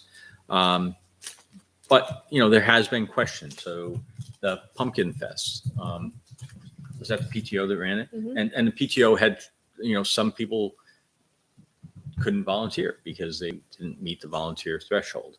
And Dan, rightly so, said, well, the policy is you have to be vaccinated, and I can't make an exception for an outdoor event. A volunteer is a volunteer unless we change what it is that we approved. He felt that he had to follow that rule. And I said, I think you do have to follow that rule. But I want to have a larger discussion about just where we are with volunteers and where do we want to stand on that. So I didn't prep you for that conversation, so I don't expect you to react and vote. But I think we should, one more thing to think about, one more thing for the public to weigh in on, and then how do we want to proceed ahead? There's going to come a point, I think, where we just say it is what it is. After People the choose not to get, January, after all those little kids can get shots. and maybe that's Let it go. maybe that's the magic date is like the 5, the school age children have all had access to a vaccine, number 2, and a time period to become fully immunized. So we say January 1st is the magic date that we just lift all that and get out of the business of tracking. I don't know. I'm just making that up. But I think my concern is the PTO, for that example. We're not school volunteers. The PTO is not a school organization. It's its own 501c3. It's a nonprofit. And so for that event, which was after school hours outside, is the same thing as soccer having a game. Are we requiring soccer coaches to be vaccinated? No, I don't think we are, because it's being on school grounds, but they're not volunteering in the school. And so I think there needs to be uniformity in terms of what constitutes a volunteer. Outside. But I'm saying if they're volunteering to go into the library or to be a room parent, if they're volunteering to do flashcards with students, that's a volunteer in my book for the school. But a volunteer for the PTO or the boosters, CHS boosters, or insert other outside organization, Friends of Music. Are we requiring vaccinations for all of them? And if we're not, we have to apply it uniformly. So I think that's where the PTO sort of said, well, wait a minute. I understand where you're coming from. I'm not saying volunteers shouldn't be vaccinated. I'm saying we're not volunteering for the school. This is a completely, we say right on the bottom, this is not a school-sponsored event. But it's on school grounds. So is the But soccer. so is soccer. But they're not a school, they're not sponsored by the third-party school. groups. We acknowledged that we couldn't control vaccine what- status Right. for them. But it's so outside. I think it's the Who same. cares? Well, But it's I- not I agree. That's what I told, I think it was Mara when she first reached out to me, that the PTO is not considered a school It's not. sponsored, so we have no say over that. So they can And come I in was and asked about the vaccinated. boosters at the high school too, so. For school hours. But again, this is a post-school event, after school hours, outside, a separate organization. To me, it's the same thing as Right. soccer that But we comes still in. require volunteers for the PTO to go through the volunteer orientation, right? No. So this is the thing. If we're going to be responsible for students, yes. But in the past, so for Okay. example, if we're doing kids in Canvas, Mhm. we're responsible for actual little people and making sure So you they have to go do where the they need to go. Yeah. We have to do volunteer training. Okay. But for the PTO event, that's not a drop off event. That's the kids come with their parents. Mhm. We're not responsible for the kids per se. I mean, we're Yeah. They're globally, leaving their germs in the school. but this was outside Oh, at night. outside is completely different as far as Outside I'm is concerned. After school hours, like the It's same as a outside. Saturday morning soccer thing. So Right. that's where the confusion Was it run came by up. just the PTO or was it PTO and teachers? Just the PTO. Yeah. It was just the PTO, so that's what was confusing was the same standard wasn't, to my knowledge, applied for boosters. There did a food stand outside for ahead of the football game for homecoming. Their volunteers were not No, required to I'm be sure, and I'm sure vaccinated. Dan probably looked at it like, Right. you know, it's the kids from GMS but it, Totally it get really it. shouldn't I matter. see why You know, did it. I see why he did Yeah. it too. And I'm not saying it's not coming from good intentions and a safety But that's where the standpoint. confusion. Yeah. But it's the confusing line of who is an actual school volunteer versus who is a volunteer for an organization outside of school that's using school property. So- we met I with agree rec with that. basketball. They said they were going to follow the if you're asking for volunteers to be vaccinated, I think they agreed to do that. You know, so Who did? the rec basketball. Rec- Because but remember, there's a difference between They're rec inside. soccer and rec basketball. You're They're coming in, inside. you're in our gym, you're bringing fans in. So Right. we said, here's what we want. And they said, we can make that happen. We want to play basketball. So we'll Right. make that happen. So, Right. And one of the things I said to the PTO is I feel like there could be a difference between father-daughter dance. If you do that in February in the gym inside, you might not all need to, I think you're probably all going to have to be vaccinated because you're inside at that. I really do think it might make a difference where and when. unless Well- we say January 1st is the another deadline, and then it's milestone, up a to milestone date. 350 kids were at the homecoming dance. Yeah. And how many Well, cases did we have? Well, it's interesting because Raymond High School had to go remote after their homecoming Mm-hmm. dance. Yeah. And Litchfield did not. I mean, Fascinating. I'm fascinating. really fascinated. I think I've added a third Maybe the leg. airflow too. Well, a third leg to the theory. So we've got Yeah, the the big dance. more positives than we knew about. Mm-hmm. We've got more vaccinated students than we know about. And the third one somebody brought up was interesting. Litchfield families tend to stay in Litchfield. Kids Mm-hmm. don't go anywhere. They're insular. And That's so they're true. like, you know, although they play on travel leagues, they're out competing in things, but it's We still hang out their with own each team. other. They hang out Yeah. with each other. Yep. So what's Very that cliquey factor? here. What's that factor? So that was another thing that was like, huh. I am still convinced one of my sons had it last year. That January, February, a whole bunch of seniors were sick. And they didn't know it. We didn't know what it was. It's your usual winter cold. Suck it up, go to school. You didn't do that in the middle No, I of a didn't. pandemic. No, this was before March 13th. Oh, I see. So you're 2 Oh, years you're- ago. Yeah. You're Come on, the year pre-COVID. before. Yes, Pre-COVID. pre-COVID, sorry. I would suggest the way that we know that this whole COVID thing is so fluid. I wouldn't stamp a date on it right now. I'd bring it No. back. Who knows what things are going to be like? And you have no idea what the vaccination rate's going to be on younger children. Parents may be hesitant to do so for younger children. And, you'll start getting some data in another 3-4 weeks as far as percentage of kids that are being So vaccinated. we're going to have to wear masks forever because parents choose not to get their kids vaccinated. Say that. Yes, you are. You're not wearing a mask. No, I'm vaccinated and I'm boosted up. Would you like me to put more clarifying language about, because we've actually discussed this, Mike and I, about in the past about outside groups coming in. Do they, do they have to be vaccinated? We said they have to have a COVID plan, right? And we have to approve that COVID plan. So when I talked to Ms. Gardner, I actually talked to her and I said, I don't think you have to be vaccinated. I said, because you're outside, you're not a school sponsored group, but you know what? Give us a little plan. Tell us how you're And gonna, I think most organizations have that. and they do, Yep. which is great. The Girl Scouts, the same thing. We had to go through that plan and approve it, and that was that. So that's how we've been handling those outside groups. So they can do whatever they want, basketball might wear masks while they're playing basketball? What, because they're not our group. If it's rec not us. basketball, it's basketballs. I have to go back to, Well, by what criteria are you using board. to approve or deny them? Do you know what I mean? so it's These the are pretty plan, and is the comprehensive plan plans aligned with with the, our expectations? right. So In our plan. and they, most of them are, they're mostly really well-written and they're following them. So, and they So- clean up after themselves and disinfect. So on this, do we have a motion to, should we table this and wait? Do we make a motion to approve it, reapprove it? Do we not reapprove it? So what I'm hearing from Brian is sort of wait and see what the numbers do and what comes available Mhm. with the vaccine. Other- I think what this whole discussion, so I have to be honest, when I think about a PTO, it's a school event. To me, it's a school organization. Its purpose in existing is school, but it is an independent Mhm. 501c3, and we keep them at arm's length when it comes to Right. finances, Right. et cetera. Yeah. So, so I'm like, wow, that changes things a little bit. Maybe what we should do is sit down with the admin team and just develop which volunteers, which volunteers can be accepted from the masking, Outside vaccines, and just spell it out, outside Mhm. volunteers. Night and day.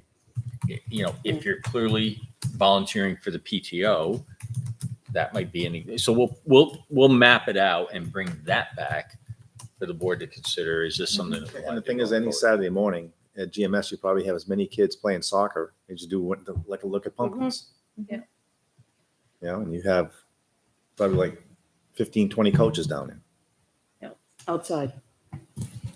I mean, we do have a very clear written policy about what volunteers are which. They're all delineated. And I mean, I never considered PTO school volunteers. So And I don't think Yeah. they did until then they were told that they Right. were. And then it was confusing because they said, well, wait a minute. Mhm. Boosters didn't have to do this. It was an outside, same night, same deal. Why are we? And I think there was just a lot of confusion there. Do And we know they didn't have to do it?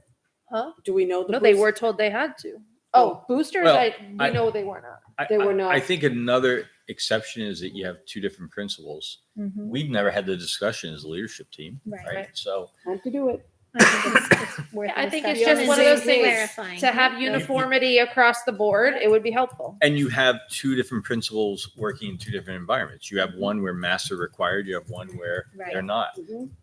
So anyway, when you put it all together, I don't think anybody erred. I think it was You we're have all I think making just the hadn't tough thought of that. decision. high school has every student has the option to have access to a vaccine, Mhm. whereas at elementary school, every student does not have an option. It's not like middle school. So I can see why, again, I think it was done purely out of safety and I'm not critical of that. I think it just going forward when we're applying this policy, I just would love to see some uniformity and clarification regarding who's a school volunteer and who's not. I second. And outside versus inside. My science mind likes decision rules, the Yeah. if thens, right? Yeah, Your legal mind likes, it does. Clear principle. Show me the rules. But I'm a that's- very black and white kind of girl. but those are our parents too. Yeah. So we should be able to provide that. Yeah. So I will come back with it. Awesome. Thank you. I just closed the agenda. I think the next thing was questions on the manifest. You are correct. Thank you. I just closed that window. Any questions on the manifest? No. No? Public input? Oh, I'm gonna have to read that thing. All right. Are you checking that thing? Sure, they're beating down the doors.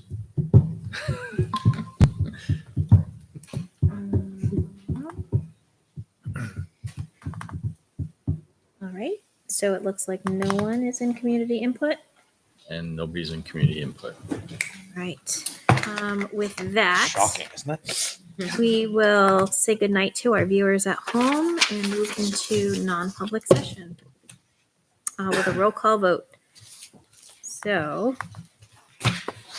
non-public session refers to RSA 91-A:311 A through C A, the dismissal, promotion, or compensation of any public employee, or the disciplining of such employee, or the investigation of any charges against him unless the employee affected, 1, has the right to a meeting, and 2, requests that the meeting be open, in which case the request shall be granted.